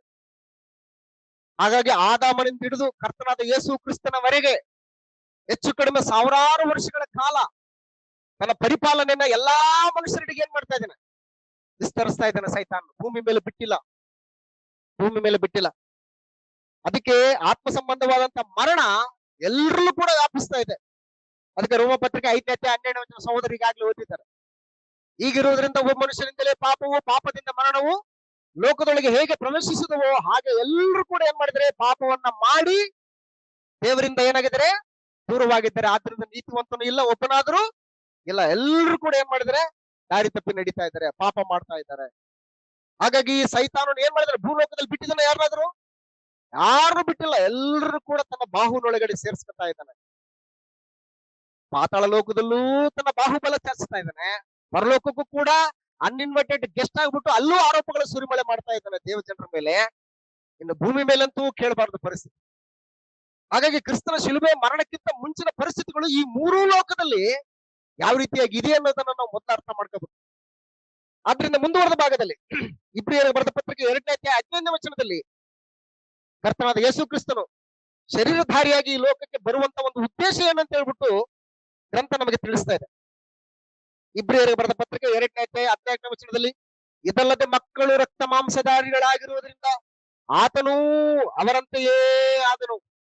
ಮರಣದಿಂದಲೇ ಮರಣಾಧಿಕಾರಿಯನ್ನು ಅಂದರೆ ಸೈತಾನನನ್ನು ಅಡಗಿಸಿ ಬಿಡುವುದಕ್ಕೂ ಮರಣ ಭಯದ ದೆಸೆಯಿಂದ ತಮ್ಮ ಜೀವಮಾನದಲ್ಲೆಲ್ಲ ದಾಸತ್ವದೊಳಗಿದ್ದವರನ್ನು ಬಿಡಿಸುವುದಕ್ಕೂ ಅವರಂತೆ ರಕ್ತ ಮಾಂಸಧಾರಿಯಾದನು ಅಂತ ಹೇಳಿ. ಹಾಗಾಗಿ ಎಲ್ಲರೂ ಯಾರ ದಾಸತ್ವದಲ್ಲಿದ್ದಾರೆ ಇವಾಗ? ಸೈತಾನನ ದಾಸತ್ವದಲ್ಲಿದ್ದಾರೆ. ಸೈತಾನ ಏನ್ ಮಾಡಿದಾನೆ, ಎಲ್ಲರನ್ನು ಕೂಡ ಹಿಡಿದಿಟ್ಕೊಂಡು ಕಾಪಾಡ್ತಾ ಇದ್ದಾನೆ. ಯಾರು ಬರ್ತಾರೆ ಬರ್ರಿ ನೀವು ಅಂತ ಹೇಳಿ. ಬಲಶಾಲಿ, ಇವಾಗ ಬಲಶಾಲಿಯಾಗಿ ಕಾದ್ಕೊಂಡು ತನ್ನ ಆಯುಧಗಳನ್ನು ಇಟ್ಕೊಂಡಿದ್ದಾನೆ. ಹಾಗಾದ್ರೆ ಸೈತಾನ ಆಯುಧಗಳೇನು? ಮೋಸ ಮಾಡುವಂಥದ್ದು, ವಂಚಿಸುವಂಥದ್ದು, ಮರಣ ಭಯ ಹುಟ್ಟಿಸುವಂಥದ್ದು, ಹಿಂಸೆಗಳನ್ನ ಏರುವಂಥದ್ದು. ಹಿಂಸೆಗಳು ತಂದಾಕಿದ್ದು ಅಂತ ಇಟ್ಕೊಳ್ಳಿ. ನಮ್ಗೆ ಆಗ್ಬೇಕು ಬೇಡಪ್ಪ, ಈ ದೇವ್ರ ಸಾಹಸನ ಬೇಡ ಅಂತ ಎಲ್ಲಿಗೆ ಹೋಗ್ತಾರೆ? ಸೈತಾನ ಸುಪರ್ತಿಗೆ ಹೋಗುದು. ಅಂತ ಪರಿಸ್ಥಿತಿ ಎಲ್ಲಿದೆ ಅಂತಂದ್ರೆ ರೋಮಾ ಸರ್ಕಾರದಲ್ಲಿ, ರೋಮಾ ಸಾಮ್ರಾಜ್ಯಾಧಿಕಾರದಲ್ಲಿ ಕ್ರೈಸ್ತರು ಅನುಭವಿಸ್ತಾ ಇದ್ದಾರೆ. ಹಾಗಾಗಿ ಸೈತಾನನ ಒಂದು ಆಯುಧಗಳೇನ್ ಗೊತ್ತಾ? ಮೊದಲದ್ದು ಮೋಸಗೊಳಿಸೋದು, ಎರಡದ್ದು ಕಣ್ಣಿನಾಶೆ, ಶರೀರದಾಶೆ, ಬದುಕು ಬಾಳಿನ ಡಂಬಗಳಿಂದ ನಿಮ್ಮನ್ನ ತನ್ನ ಒಳಪಡಿಸಿಕೊಳ್ಳುದು. ಇವ್ಯಾವಕ್ಕೂ ಬಗ್ಲಿಲ್ಲ ಅಂತಂದ್ರೆ ಹಿಂಸೆಗಳನ್ನ ತಗೊಂಡ್ಬರೋದು ಅಂತೇಳಿ. ಹಿಂಸೆಗಳನ್ನ ನಿಮ್ ಮೇಲೆ ಹಾಕಿ ಶಾರೀರಿಕ ಹಿಂಸೆಯನ್ನ ನಿಮ್ ಮೇಲೆ ಬರಮಾಡೋದ್ರ ಮುಖಾಂತರ ಎಲ್ಲರನ್ನು ಕೂಡ ತನ್ನ ಸೆಳೆತಕ್ಕೆ ಒಳಪಡಿಸುವಂಥದ್ದು, ಮರಣ ಭಯ ಹುಟ್ಟಿಸುವಂಥದ್ದು, ಮರಣ ಭಯ. ಹಾಗೆ ಇಂಥ ಪರಿಸ್ಥಿತಿಯಲ್ಲಿ ಇಡೀ ಪ್ರಪಂಚದಲ್ಲೆಲ್ಲ ತುಂಬ್ಕೊಂಡ್ಬಿಟ್ಟಿದೆ. ಇಡೀ ಪ್ರಪಂಚ ಏನಾಗಿದೆ ಅಂತಂದ್ರೆ ಯೇಸು ಕ್ರಿಸ್ತನ ಬರುವ ಆ ಒಂದು ಸಮಯಕ್ಕೆ ಇಡೀ ಭೂಮಿಯಲ್ಲೆಲ್ಲ ಸ್ಮಶಾನ. ಎಲ್ಲಿ ನೋಡಿದ್ರು ಕೂಡ ಸತ್ತು ಶವಗಳೇ, ಎಲ್ಲ ಸತ್ತು ಶವಗಳೇ. ಅಂದ್ರೆ ಆತ್ಮ ಸಂಬಂಧವಾಗಿ ಎಲ್ಲರೂ ಕೂಡ ಏನಾಗಿದ್ದಾರೆ? ಎಲ್ಲ ಸತ್ತೋಗ್ಬಿಟ್ಟಿದ್ರೆ. ಶವಗಳ ಮಧ್ಯದಲ್ಲಿ ಜೀವಂತನಾದಂತ ಯೇಸು ಕ್ರಿಸ್ತನ್ ಏನ್ ಮಾಡ್ತಾನೆ, ತಿರುಗಾಡ್ತಾ ಇದ್ದಾನೆ. ಜೀವಂತನಾದಂತ ಯೇಸು ಕ್ರಿಸ್ತನ್ ತಿರುಗಾಡ್ತಾ ಇದ್ದಾನೆ ಅಂತಂದ್ರೆ, ಅದಕ್ಕೆ ಯೆಶಾಯನ ಬರೆದ ಪ್ರವಾದನ ಗ್ರಂಥ 53ನೇ ಅಧ್ಯಾಯದಲ್ಲಿ ಒಣನೆಲದಲ್ಲಿ ಹೊರಡುವ ಚಿಗುರಿನ ಹಾಗೆ, ಅಂಕುರದ ಹಾಗೆ ಅಂತ. ಒಣನೆಲದಲ್ಲಿ ಬೇರು ಬಿಟ್ಟು ಒಂದು ಬೀಜ ಬೆಳೆಕ್ ಆಗುತ್ತೇನ್ರಿ? ಸತ್ತು ಸ್ಮಶಾನ ಆಗ್ಬಿಟ್ಟಿದೆ ಇಡೀ ಭೂಮಿ ಎಲ್ಲ. ಇಂಥ ಸತ್ತ ಶವಗಳ ಮಧ್ಯದಲ್ಲಿ ಜೀವಂತವಾಗಿರ್ತಕ್ಕಂಥ ಒಬ್ಬ ವ್ಯಕ್ತಿ ತಿರುಗಾಡ್ತಾ ಇದ್ದಾನೆ. ಆತನೇ ಯೇಸು ಕ್ರಿಸ್ತನು. ಆತನ ಬಲಶಾಲಿ.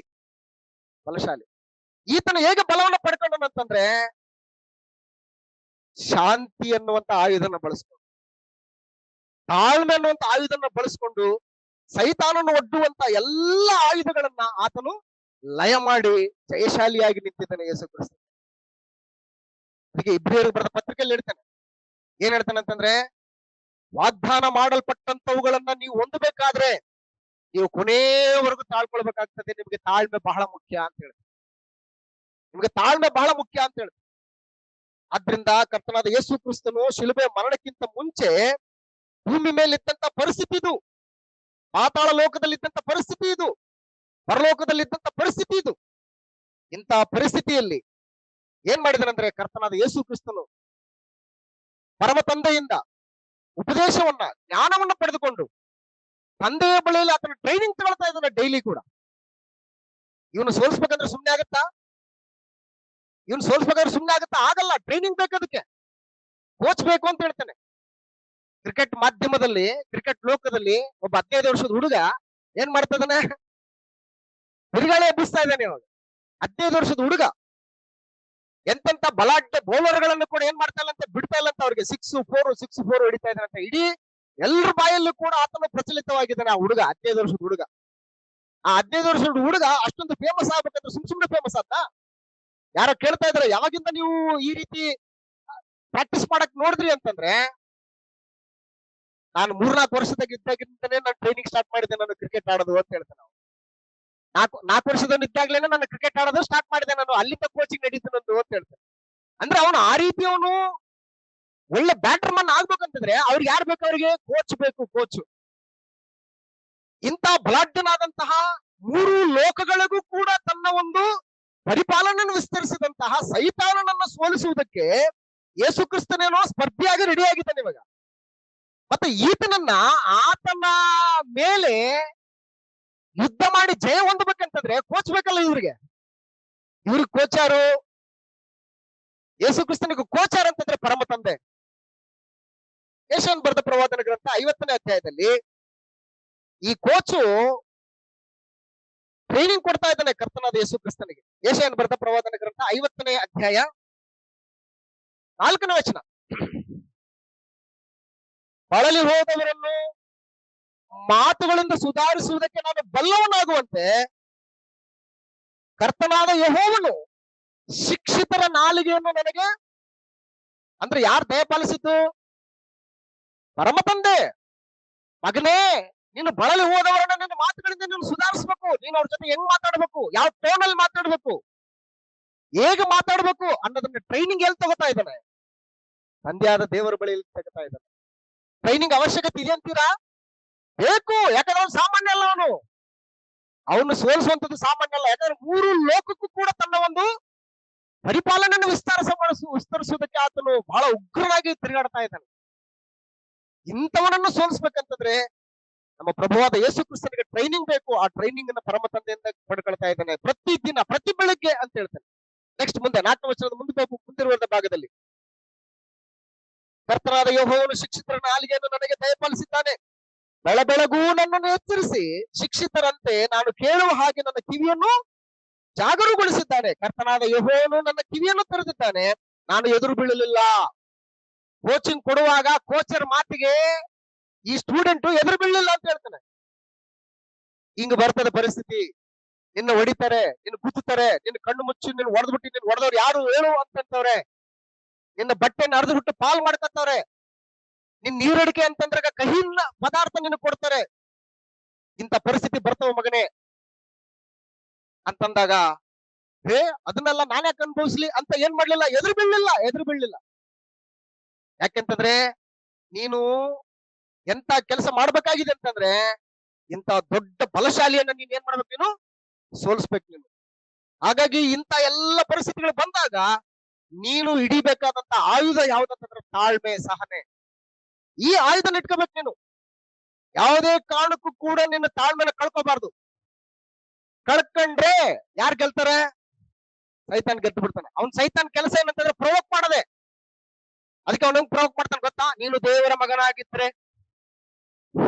ಈಗ ಯಾರಾದ್ರೂ ಬಂದು ನೀನ್ ನಿಜವಾಗ್ಲು ಅನ್ಬಾರ್ದು ಮಾತು, ದಯವಿಟ್ಟು ಆ ಮಾತಾಡಿದ್ರೆ ತಪ್ಪು ಕ್ಷಮಿಸಿ. ನೀನ್ ನಿಜವಾಗ್ಲು ನಿಮ್ಮ ಅಪ್ಪನಿಗೆ ಹುಟ್ಟಿದ್ರೆ ಅಂತಂದ್ರೆ ಹೆಂಗಿರುತ್ತೆ ಪರಿಸ್ಥಿತಿ? ಎಂತ ನಾರ್ಮಲ್ ಆಗಿರ್ತಕ್ಕಂಥ ವ್ಯಕ್ತಿ ಏನಾಗ್ತಾನೆ? ಸಿಡಿದು ಬಿಡ್ತಾನೆ. ಸಿಡಿತಂತಾನೆ, ಆಹಾ ನನ್ನ ಪವಿತ್ರತೆಗೆ ನಿನ್ನ ಕೈ ಹಾಕ್ತಿದ್ಯಾ ನಾನು? ನಮ್ಮ ತಾಯಿಯ ಶೀಲಕ್ಕೆ ನಿನ್ನ ಕಳಕ ಬರುವಂತ ರೀತಿಯಲ್ಲಿ ಮಾತಾಡ್ತೇನೆ. ಯಾಕಾಗ್ಬಾರ್ದು? ನಿನ್ನ ನೋಡ್ಬಾರ್ದು ಯಾಕೆ? ಮನುಷ್ಯ ಕೆರಳು ಬಿಡ್ತಾನೆ. ಅವಂದು ಸ್ಟೈಲ್ ಹೆಂಗಿರ್ತಂದ್ರೆ ಕೆರಳಿಸೋದು ಅಂತ. ಸೈತಾನ ಸ್ಟೈಲ್ ಹೆಂಗಿರ್ತಂದ್ರೆ ನಿನ್ನನ್ನು ಕೆರಳಿಸ್ಬೇಕು. ಅದಕ್ಕೆ ಯೇಸು ಕ್ರಿಸ್ತನನ್ನ ಆತನ ಹೇಗೆ ಕೆರಳಿಸ್ತಾನಂತಂದ್ರೆ, ನೀನು ದೇವರ ಮಗನಾಗಿದ್ರೆ ಈ ಕಲ್ಲುಗಳನ್ನ ರೊಟ್ಟಿಯನ್ನಾಗಿ ನೀನು ಮಾಡ್ಕೊಂಡು ತಿನ್ನು ಅಂತ ಹೇಳ್ತಾರೆ. ಅನ್ಬೋದಲ್ಲ, ಸುಮ್ನೆ ನಿನ್ಗೆ ಹಸುವಾಗಿದಲ್ಲಪ್ಪ, ರೊಟ್ಟಿನ ಕಲ್ಲುಗಳನ್ನ ರೊಟ್ಟಿಯಾಗಿ ಮಾಡ್ಕೊಂಡು ತಿನ್ನು ಅಂತ ಅನ್ಬೋದಾಗಿತ್ತು. ಅಲ್ಲಿ ಒಂದು ವರ್ಡ್ ಏನು ಹೇಳುದು? ನಿನ್ನ ದೇವರ ಮಗನಾಗಿದ್ರೆ, ನಿನ್ನ ದೇವರ ಮಗನಾಗಿದ್ರೆ ಅಂತ ಹೇಳ್ತಾರೆ.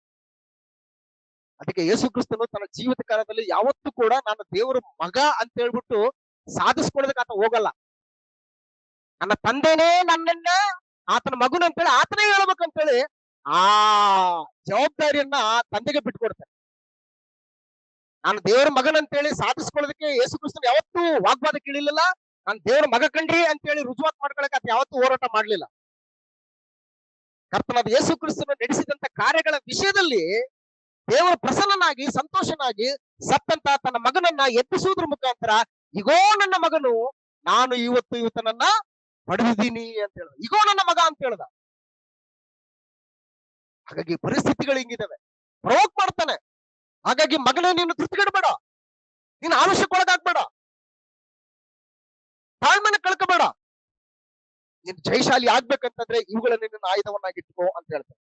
ಮುಂದೆ 6ನೇ ವಚನದಲ್ಲಿ, ಒಡೆಯುವವರಿಗೆ ಬೆನ್ನು ಕೊಟ್ಟು ಕೂದಲು ಕೀಳುವವರಿಗೆ ಗಡ್ಡವನ್ನು ಒಡ್ಡಿದನು, ಉಗುಳಿಸಿಕೊಳ್ಳುವ ಅವಮಾನಕ್ಕೆ ನನ್ನ ಮುಖವನ್ನು ಮರೆ ಮಾಡಲಿಲ್ಲ. ಕರ್ತನಾದ ಯೆಹೋವನು ನನಗೆ ಸಹಾಯ ಮಾಡುವನು, ಆದ ಕಾರಣ ನನ್ನ ನಾಚಿಕೆಯಿಂದ ಕೊರಗಲಿಲ್ಲ ಅಂತ ಹೇಳ್ತಾರೆ. ಇದು ಟ್ರೈನಿಂಗು. ಯೇಸು ಕ್ರಿಸ್ತನಿಗೆ ಟ್ರೈನಿಂಗ್ ಇದು, ತಂದೆಯಾದ ದೇವರು ಕೊಡುವಂತ ಟ್ರೈನಿಂಗ್.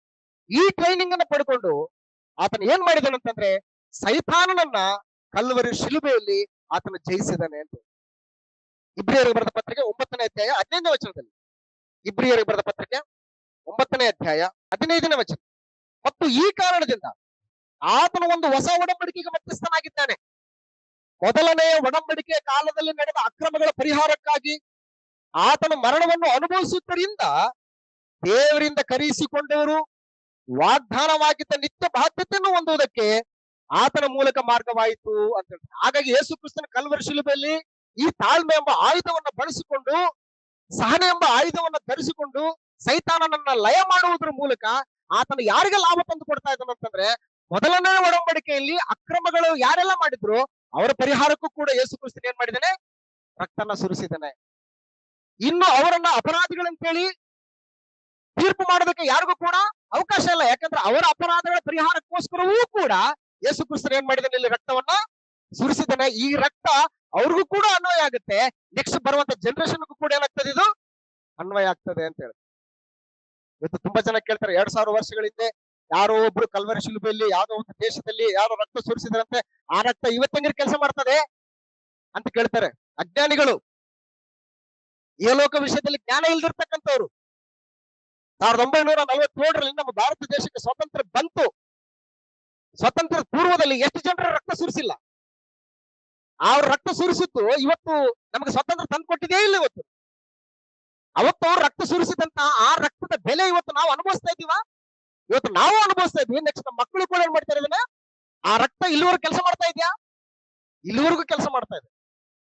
ಮನುಷ್ಯರು ಸುರಿಸಿದಂತ ರಕ್ತನೇ ಈ ರೀತಿ ಕೆಲಸ ಮಾಡ್ತಾ ಇರ್ಬೇಕಾದ್ರೆ, ನಮ್ಮ ಕರ್ತನಾದ ಯೇಸು ಕ್ರಿಸ್ತನು ದೇವರಿಂದ ಪರಿಶುದ್ಧವಾದಂತ ರಕ್ತವನ್ನ ಪ್ರಾರ್ಥನೆ ವಿಜ್ಞಾಪನೆಗಳ ಮುಖಾಂತರ ಅದನ್ನ ಕೂಡಿಸಿಟ್ಕೊಂಡು ಯಾವ ಪಾಪದ ಸೋಂಕು ಕೂಡ ರಕ್ತದೊಳಗೆ ಪ್ರವೇಶಿಸಿದಂಗೆ, ಜಗದೋತ್ಪತ್ತಿಗೆ ಮೊದಲೇ ಯಜ್ಞದ ಕುರಿಯಾಗಿ ನೇಮಿಸಲ್ಪಟ್ಟಂತ ಯೇಸು ಕ್ರಿಸ್ತನು ಕಾಲ ಪರಿಪೂರ್ಣ ಆದಾಗ ಈ ಲೋಕಕ್ಕೆ ಬಂದು ಕನ್ಯಾಮರಿಯಳ ಗರ್ಭದಲ್ಲಿ ಶರೀರವನ್ನು ಧರಿಸಿಕೊಂಡು ಸಕಲ ಮಾನವರ ಪಾಪಗಳ ನಿವಾರಣೆಗೋಸ್ಕರ 3 ಲೋಕಗಳಿಗೂ ಕೂಡ ವಿಸ್ತರಿಸಿದಂತಹ ಸೈತಾನನ ಬಾಹುಬಲವನ್ನ ತೊಲಗಿಸುವುದಕ್ಕೋಸ್ಕರ ಯೇಸು ಕ್ರಿಸ್ತನ ರಕ್ತನ ಸುರಿಸಿದನಲ್ಲ, ಆ ರಕ್ತ ಇವತ್ತು ನಮಗೂ ಕೆಲಸ ಮಾಡ್ತದೆ, ಅಳವಡಂಬಡಿಕೆಯಲ್ಲಿ ಇದ್ದಂತಹ ದೇವಜನರಿಗೂ ಕೆಲಸ ಮಾಡ್ತದೆ, ಮುಂದೆ ಬರುವಂತ ಎಲ್ಲಾ ಜನರೇಷನ್ಗೂ ಕೂಡ ಏನ್ ಮಾಡ್ತದೆ, ಅದು ಕೆಲಸ ಮಾಡುವಂತ ಶಾಶ್ವತವಾದಂತ ರಕ್ತವನ್ನಾಗಿ ನಿಲ್ಲಿಸುತ್ತಾನೆ ನಮ್ಮ ಯೇಸು ಕ್ರಿಸ್ತನು. ಹಾಗಾಗಿ ಇಲ್ಲಿ ಹೇಳ್ತಕ್ಕಂಥ ಮಾತೇನಪ್ಪ ಅಂತಂದ್ರೆ, ಮೊದಲನೇ ಒಡಂಬಡಿಕೆಯ ಕಾಲದಲ್ಲಿ ನಡೆದ ಅಕ್ರಮಗಳ ಪರಿಹಾರಕ್ಕಾಗಿ ಆತನ ಮರಣವನ್ನು ಅನುಭವಿಸಿದ್ದಾನೆ, ಅದಕ್ಕೂ ಮರಣ ಅನುಭವಿಸಿದ್ದಾನೆ ಕರ್ತನಾದ ಯೇಸು ಕ್ರಿಸ್ತನ ಶಿಲುಬೆ ಅಂತ ಹೇಳಿ. ಆದ್ರಿಂದ ಅಪೊಸ್ತಲರ ಕೃತ್ಯಗಳ ಪುಸ್ತಕ 2ನೇ ಅಧ್ಯಾಯ 31-35ನೇ ವಚನದಲ್ಲಿ ದೇವರು ಏನ್ ಮಾಡಿದಾನಂತಂದ್ರೆ, ಈ ರೀತಿಯಾಗಿ ಯಜ್ಞವನ್ನು ಸಮರ್ಪಿಸಿದಂತಹ ಯೇಸು ಕ್ರಿಸ್ತನ ವಿಷಯದಲ್ಲಿ ದೇವರು ಏನ್ ಮಾಡಿದಾನೆ. ಅಪೊಸ್ತಲರ ಕೃತ್ಯಗಳ ಪುಸ್ತಕ 2ನೇ ಅಧ್ಯಾಯ 31-35ನೇ ವಚನ. ಆತನ ಪುನರುತ್ಥಾನವನ್ನೇ ಕುರಿತು, ಆತನು ಪಾತಾಳದಲ್ಲಿ ಬಿಡಲ್ಪಡಲಿಲ್ಲವೆಂತಲೂ, ಆತನ ಶರೀರವು ಕೊಳೆಯುವ ಅವಸ್ಥೆಯನ್ನು ಅನುಭವಿಸುವುದಿಲ್ಲವೆಂತಲೂ. ಯಾರ ವಿಷಯದಲ್ಲಿ ಇದು? ಯೇಸು ಕ್ರಿಸ್ತನ ವಿಷಯದಲ್ಲಿ. ಇಂಥ ಒಂದು ಶ್ರೇಷ್ಠವಾದ ಯಜ್ಞವನ್ನ ಅರ್ಪಿಸಿದಂತಹ ಯೇಸು ಕ್ರಿಸ್ತನ ದೇಹವನ್ನ ನಾನು ಕೊಳೆಯುವುದಕ್ಕೆ ಬಿಡೋದಿಲ್ಲ ನಾನು. ಯಾಕಂದ್ರೆ ಯೇಸು ಕ್ರಿಸ್ತನ ಶಿಲುಬೆ ಮರಣದಿಂದ ಇಡೀ 3 ಲೋಕಗಳಿಗೂ ಕೂಡ ಏನಾಗಿದೆ? ಸಮಾಧಾನ ಉಂಟಾಗಿದೆ. ಯೇಸು ಕ್ರಿಸ್ತನ ರಕ್ತ ಸುರಿಸಿದ್ರಿಂದ ಪರಲೋಕದಿಂದ ಏನ್ ಮಾಡಿದಾನೆ? ಸೈತಾನನು ತಬ್ಬಲ್ಪಟ್ಟಿದ್ದಾನೆ. ಇನ್ನೇನ್ ಕಂಪ್ಲೇಂಟ್ ಹೇಳುವಂತ ಅವಶ್ಯಕತೆ ಇಲ್ಲ. ನೋಡಿ, ಯೇಸು ಕ್ರಿಸ್ತನ ರಕ್ತ ಸುರಿಸಿದ್ದಾನೆ, ಆತನ ರಕ್ತ ಇವತ್ತು ಆ ವ್ಯಕ್ತಿನ ಏನ್ ಮಾಡ್ತದೆ? ನೀತಿವಂತನೆಂಬುದಾಗಿ ನಿರ್ಣಯಿಸ್ತಾ ಇದೆ. ಇನ್ನು ಅವ್ರ ಮೇಲೆ ಆರೋಪ ಮಾಡೋದಕ್ಕೆ ಏನ್ ಕೆಲಸ ಇಲ್ಲ, ಎತ್ ರೆಡಿ ಅಂತ ಹೇಳ್ಬಿಟ್ಟು ಏನ್ ಮಾಡ್ತಾನೆ? ಅಲ್ಲಿಂದ ದೂಕ್ತಾ ಇದ್ದಾನೆ, ದೂಕಲ್ಪಡ್ತಾ ಇದ್ದಾನೆ ಸೈತಾನ. ಇನ್ನು ಪಾತಾಳ ಲೋಕದ ಬೀಗದ ಕೈ ಯಾರ ಕೈಲಿದೆ ಇವಾಗ? ಯೇಸು ಕ್ರಿಸ್ತನ ಕೈಯಲ್ಲಿ. ಅಂದ್ರೆ ಪಾತಾಳ ಲೋಕದ ಬೀಗದ ಕೈ ಅಂತಂದ್ರೆ ಅಧಿಕಾರ. ಇನ್ ಯಾರು ಕೂಡ ಪಾತಾಳ ಲೋಕಕ್ಕೆ ಅಧಿಕಾರವನ್ನು ಚಲಾಯಿಸುವಂತದ್ದು ಇಲ್ಲ ಇವತ್ತು. ಯಾರೆಲ್ಲ ತನ್ನ ಮಕ್ಕಳು ಕ್ರಿಸ್ತನ ಒಂದು ಶಿರಸ್ಸಿಗೆ ಅಧೀನರಾಗಿ ಕ್ರಿಸ್ತನ ಪರಿಪಾಲನೆಗೆ ಒಳಗಾಗಿ ಬದುಕ್ತಾ ಇರ್ತಾರೋ ಅಂತವರಿಗೆ ಪಾತಾಳದಲ್ಲಿ ವಿಶ್ರಾಂತಿ. ಇನ್ಯಾರು ನಿಮ್ಮನ್ನು ಡಿಸ್ಟರ್ಬ್ ಮಾಡಲ್ಲ. ಅದಕ್ಕೆ ಪ್ರಕಟಣೆ ಗ್ರಂಥದಲ್ಲಿ ಹೇಳ್ತಾನೆ, ಈಗೋ ಪಾತಾಳ ಲೋಕದ ಬೀಗದ ಕೈಗಳು ನನ್ನಲ್ಲಿದ್ದಾವೆ, ನಾನು ಸತ್ತವನಾದೆ, ಪಡ್ಕೊಂಡು ಬಂದಿದ್ದೀನಿ, ಎತ್ತು ಬಂದಿದ್ದೀನಿ ಅಂತ ಹೇಳ್ತಾನೆ. ಪ್ರಕಟಣೆ ಗ್ರಂಥದಲ್ಲಿ ಗಮನಿಸಿದ್ದಾರೆ. ಅದನ್ನೊಂದ್ಸರಿ ನೋಡೋಣ. ಪ್ರಕಟಣೆ ಗ್ರಂಥ 1ನೇ ಅಧ್ಯಾಯ 17ನೇ ವಚನ. ಯೇಸು ಕ್ರಿಸ್ತನ ಒಂದು ದರ್ಶನವನ್ನ ಕಂಡಂತಹ ಯೋಹಾನ ಸತ್ತವನ ಹಾಗೆ ಬೀಳುವಂತ ಸಂದರ್ಭದಲ್ಲಿ ಯೇಸು ಕ್ರಿಸ್ತನ ಹೇಳ್ತಕ್ಕಂಥ ಮಾತು, ನಾನು ಆತನನ್ನು ಕಂಡಾಗ ಸತ್ತವನ ಹಾಗೆ ಆತನ ಪಾದಗಳ ಮುಂದೆ ಬಿದ್ದೆನು. ಆತನು ತನ್ನ ಬಲಗೈಯನ್ನು ನನ್ನ ಮೇಲಿಟ್ಟು, ಹೆದರಬೇಡ, ನಾನು ಮೊದಲೆಯವನು ಕಡೆಯವನು ಸದಾ ಜೀವಿಸುವವನೂ ಆಗಿದ್ದೇನೆ, ಸತ್ತವನಾದನು ಮತ್ತು ಇಗೋ ಯುಗ ಯುಗಾಂತಗಳಲ್ಲಿ ಬದುಕುವನಾಗಿದ್ದೇನೆ. ಮರಣದ ಮತ್ತು ಪಾತಾಳದ ಬೀಗದ ಕೈಗಳು ಯಾರ ವಶದಲ್ಲಿದ್ದಾವೆ ಇವಾಗ? ಯೇಸು ಕ್ರಿಸ್ತನ. ಪಾತಾಳದ ಸಮಸ್ಯೆ ತೀರ್ತು. ಇವತ್ತು ಭೂಮಿ ಮೇಲೆ ಕೂಡ ಎಲ್ಲರೂ ಕೂಡ ಕ್ರಿಸ್ತನ ಒಂದು ಕಲ್ವರಿ ಶಿಲುಬೆಯಲ್ಲಿ ಆತನು ಸುರಿಸಿದಂತ ರಕ್ತದ ಕಡೆಗೆ ನಾವು ಒಬ್ಬ ವ್ಯಕ್ತಿ ನೋಡುವುದಾದ್ರೆ ರಕ್ಷಣೆ ಆ ವ್ಯಕ್ತಿಗೆ ಲಭ್ಯ ಆಗುತ್ತೆ. ದೇವರ ಕೃಪೆ ಕಲ್ವರಿ ಶಿಲುಬೆಯಲ್ಲಿ ಪ್ರತ್ಯಕ್ಷ ಆಗಿದೆ. ಹಾಗಾಗಿ ಇವತ್ತು ಲೋಕದಲ್ಲೂ ಕೂಡ ಯಾರ ಆಡಳಿತ ನಡೀತದೆ ಅಂತಂದ್ರೆ ಕ್ರಿಸ್ತನ ಆಡಳಿತ ನಡೀತಾ ಇದೆ. ಕ್ರಿಸ್ತನ ಆಡಳಿತ. ಹಾಗಾಗಿ ಯೇಸು ಕ್ರಿಸ್ತನ ಮರಣದಿಂದ ಏನಾಗಿದೆ ಅಂತಂದ್ರೆ ಸೈತಾನನ್ನು ಲಯ ಆಗ್ಬಿಟ್ಟಿದ್ದಾನೆ. ಸೈತಾನ ಶಾಶ್ವತವಾಗಿ ಏನಾಗಿದ್ದಾನೆ? ಸೋತೋಗ್ಬಿಟ್ಟಿದ್ದಾನೆ. ಶಾಶ್ವತವಾಗಿ ಸೋತೋಗಿದ್ದಾನೆ ಅನ್ನುವಂಥದ್ದನ್ನ ಸೂಚಿಸುವುದಕ್ಕೋಸ್ಕರವೇ ಯಾರನ್ನು ಕೂಡ ಮರಳುಗೊಳಿಸದಂತೆ ಸೈತಾನನ್ ಏನ್ ಮಾಡಿದ್ದಾನೆ? ಇವಾಗ ಬಂಧಿಸಲ್ಪಟ್ಟಿದ್ದಾನೆ ಅಂತ ಹೇಳಿ. ಸೈತಾನನು ಬಂಧಿಸಲ್ಪಟ್ಟಿದೆ. ಈಗ ಯಾರಿಗಾದ್ರೂ ಮೋಸ ಹೋಗೋದಕ್ಕೆ ಅವಕಾಶ ಇದೆಯಾ? ಇವಾಗ ಈಗ ನಮಗೆ ಇಷ್ಟೆಲ್ಲ ದೇವರ ವಾಕ್ಯ ಹೇಳ್ತಾ ಇದೆ, ನಾವು ಮೋಸ ಹೋಗ್ತೀವಿ ಅಂತಂದ್ರೆ ಅದಕ್ಕೆ ಕಾರಣ ದೇವರ ವಾಕ್ಯನ ಅಥವಾ ನಾನಾಗಿರ್ತೀನಿ? ನಾನೇ ಆಗಿರ್ತೀನಿ. ದೇವರ ವಾಕ್ಯ ಕಾರಣ ಆಗಿರಲ್ಲ. ಯಾಕಂದ್ರೆ ದೇವರ ಸಂಕಲ್ಪದ ಸಂಗತಿಗಳು ಬಟಾಬೈಲಾಗಿ ಇವತ್ತು ತಿಳಿಸ್ತಾ ಇದೆ ನಮಗೆ. ಸೈತಾನ ಬಂಧನದಲ್ಲಿ ಇಟ್ಟಿದ್ದಾನೆ ಇವಾಗ. ಅವನು ಇನ್ಯಾರನ್ನು ಕೂಡ ಮೋಸಗೊಳಿಸೋದಿಲ್ಲ ಇವಾಗ. ಯಾಕಂದ್ರೆ ಯೇಸು ಕ್ರಿಸ್ತನು ಅವನನ್ನ ಜಯಿಸಿದ್ದಾನೆ, ಜಯಶಾಲಿಯಾಗಿ ಇವತ್ತು ನಿಂತಿದ್ದಾನೆ. ಆ ಜಯಶಾಲಿಯನ್ನು ಅನುಸರಿಸ್ತಕ್ಕಂಥವ್ರು ಎಲ್ಲರೂ ಕೂಡ ಜಯ ಹೊಂದುತ್ತಾರೆ. ಹಾಗಾಗಿ ಯೇಸು ಕ್ರಿಸ್ತನು ಇವತ್ತು ಸೈತಾನನನ್ನು ಜಯಿಸಿ ಏನ್ ಮಾಡಿದಾನೆ ಅಂತಂದ್ರೆ ಆತನನ್ನ ಬಂಧನದಲ್ಲಿ ಇಟ್ಟಿದ್ದಾನೆ ಅಂತ ಹೇಳ್ತಾರೆ. ಬಂಧನದಲ್ಲಿ ಇಟ್ಟಿದ್ದಾನೆ. ಆ ಬಂಧನದಲ್ಲಿ ಇಡುವಂತಹ ಕ್ರಿಸ್ತನ ಕಾರ್ಯ ಯಾವ ರೀತಿ ಯಶಸ್ವಿಯಾಗಿದೆ ಅಂತಂದ್ರೆ, ಇನ್ನು ಮೇಲೆ ಸೈತಾನನು ಜನರನ್ನ ಶೋಧನೆಗೆ ಒಳಪಡಿಸುವುದಿಲ್ಲ. ಜನರನ್ನ ಸೈತಾನ್ ಏನ್ ಮಾಡಲ್ಲ? ಶೋಧನೆಗೆ ಒಳಪಡಿಸಲ್ಲ. ಯಾರು? ದೇವ ಜನರನ್ನ ಸೈತಾನನ ಶೋಧನೆಗೆ ಒಳಪಡಿಸುವಂತ ಅವಶ್ಯಕತೆ ಇಲ್ಲ ಇವಾಗ, ಯಾಕಂದ್ರೆ ಬಂಧನದಲ್ಲಿ ಇಟ್ಟಿದ್ದಾನೆ. ಕ್ರಿಸ್ತನ ಪರಿಪಾಲನೆಗೆ ಒಳಗಾಗಿರ್ತಕ್ಕಂಥ ಪ್ರತಿಯೊಬ್ಬ ದೇವ ಜನನೂ ಕೂಡ ಸೈತಾನನ ಶೋಧನೆಗಳು ಏನು ಅಂತೇಳಿ ಅರ್ಥ ಮಾಡ್ಕೊಂಡಿರೋದ್ರಿಂದ ಅವನ ಸೈತಾನನ ಶೋಧನೆಗಳಿಗೆ ಒಳಪಡುವಂತ ಅವಶ್ಯಕತೆ ದೇವ ಜನರಿಗಿಲ್ಲ. ಬಟ್ ಲೋಕದೊಳಗಡೆ ಅವನ ಕೆಲಸ ಇದೆ.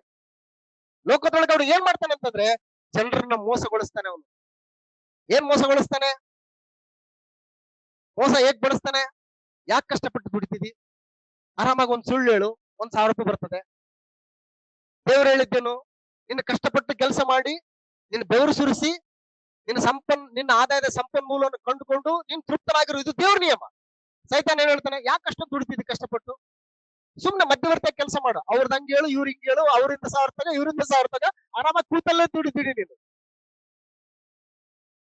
ಇದು ಮೋಸಗೊಳಿಸೋದು. ಈಗ ಇವತ್ತು ಮೋಸಗೊಳಿಸೋನ್ ಏನಂದ್ರೆ ಕಣ್ಣಿನ ಆಸೆ. ಬ್ರದರ್ ಇಲ್ಲೆಲ್ಲ ಉದ್ಬೂರಲ್ಲಿ ಬರೀ 1,500 ರೂಪಾಯಿ ಸೈಟ್ ಅಂತ ಬ್ರದರ್, 1,500 ರೂಪಾಯಿ 1 ಸ್ಕ್ವೇರ್ ಫೀಟ್ ಅಂತೆ. ಹೋಗ್ಬಿಡೋಣ, ತಗೊಂಡ್ಬಿಡೋಣ.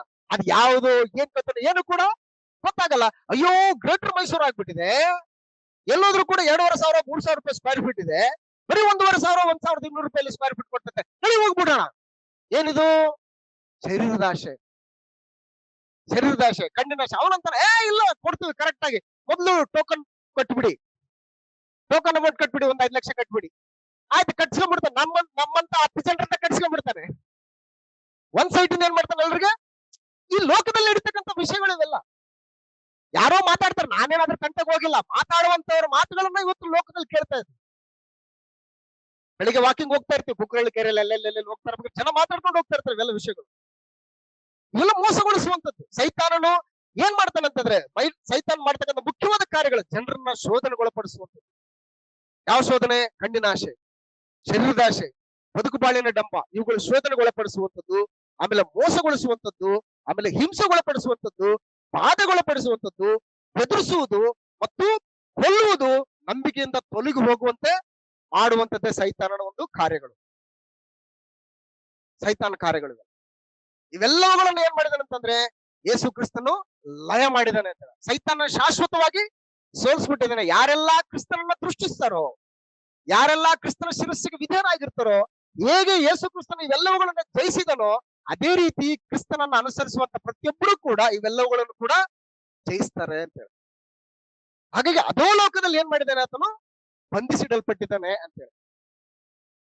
ಹಾಗೆ ಯೇಸು ಕ್ರಿಸ್ತನ ಒಂದು ಮರಣಕ್ಕಿಂತ ಮುಂಚೆ ಇರುವಂತ ಪರಿಸ್ಥಿತಿ ಹೆಂಗಿತ್ತು, ಈಗ ಪರಿಸ್ಥಿತಿ ಹೆಂಗಿದೆ ಅನ್ನುವಂಥದ್ದನ್ನ ಬಹಳ ಚಂದವಾಗಿ ನಾವು ಅರ್ಥ ಮಾಡ್ತೇವೆ. ಓಕೆ, ನೆಕ್ಸ್ಟ್ 20ನೇ ಅಧ್ಯಾಯ 1ನೇ ವಚನ, ಪ್ರಕಟಣೆ ಗ್ರಂಥ 20ನೇ ಅಧ್ಯಾಯ 1ನೇ ವಚನ. ಆಗ ಒಬ್ಬ ದೇವದೂತನು ಅಧೋಲೋಕದ ಬೀಗದ ಕೈಯನ್ನು, ದೊಡ್ಡ ಸರಪಣಿಯನ್ನು ಕೈಯಲ್ಲಿ ಹಿಡಿದುಕೊಂಡು ಅಂತ. ಅಧೋಲೋಕದ ಬೀಗದ ಕೈ ಅಂದ್ರೆ ಏನು? ಬೀಗದ ಕೈ ಅಂದ್ರೆ ಏನು? ಅಧಿಕಾರ. ಈಗ ನಾವಿಲ್ಲಿ ಮನೆಗೆ ಬಂದಿದ್ದೀವಿ, ಕೀ ಅವ್ರ ಕೈಲಿದೆ, ಸಿಸ್ಟರ್ ಕೈಲಿದೆ. ಅಧಿಕಾರ ಯಾರ ಕೈಯಲ್ಲಿದೆ? ಸಿಸ್ಟರ್ ಕೈಯಲ್ಲಿದೆ. ಬೀಗದ ಕೈಯಲ್ಲ ಅದು.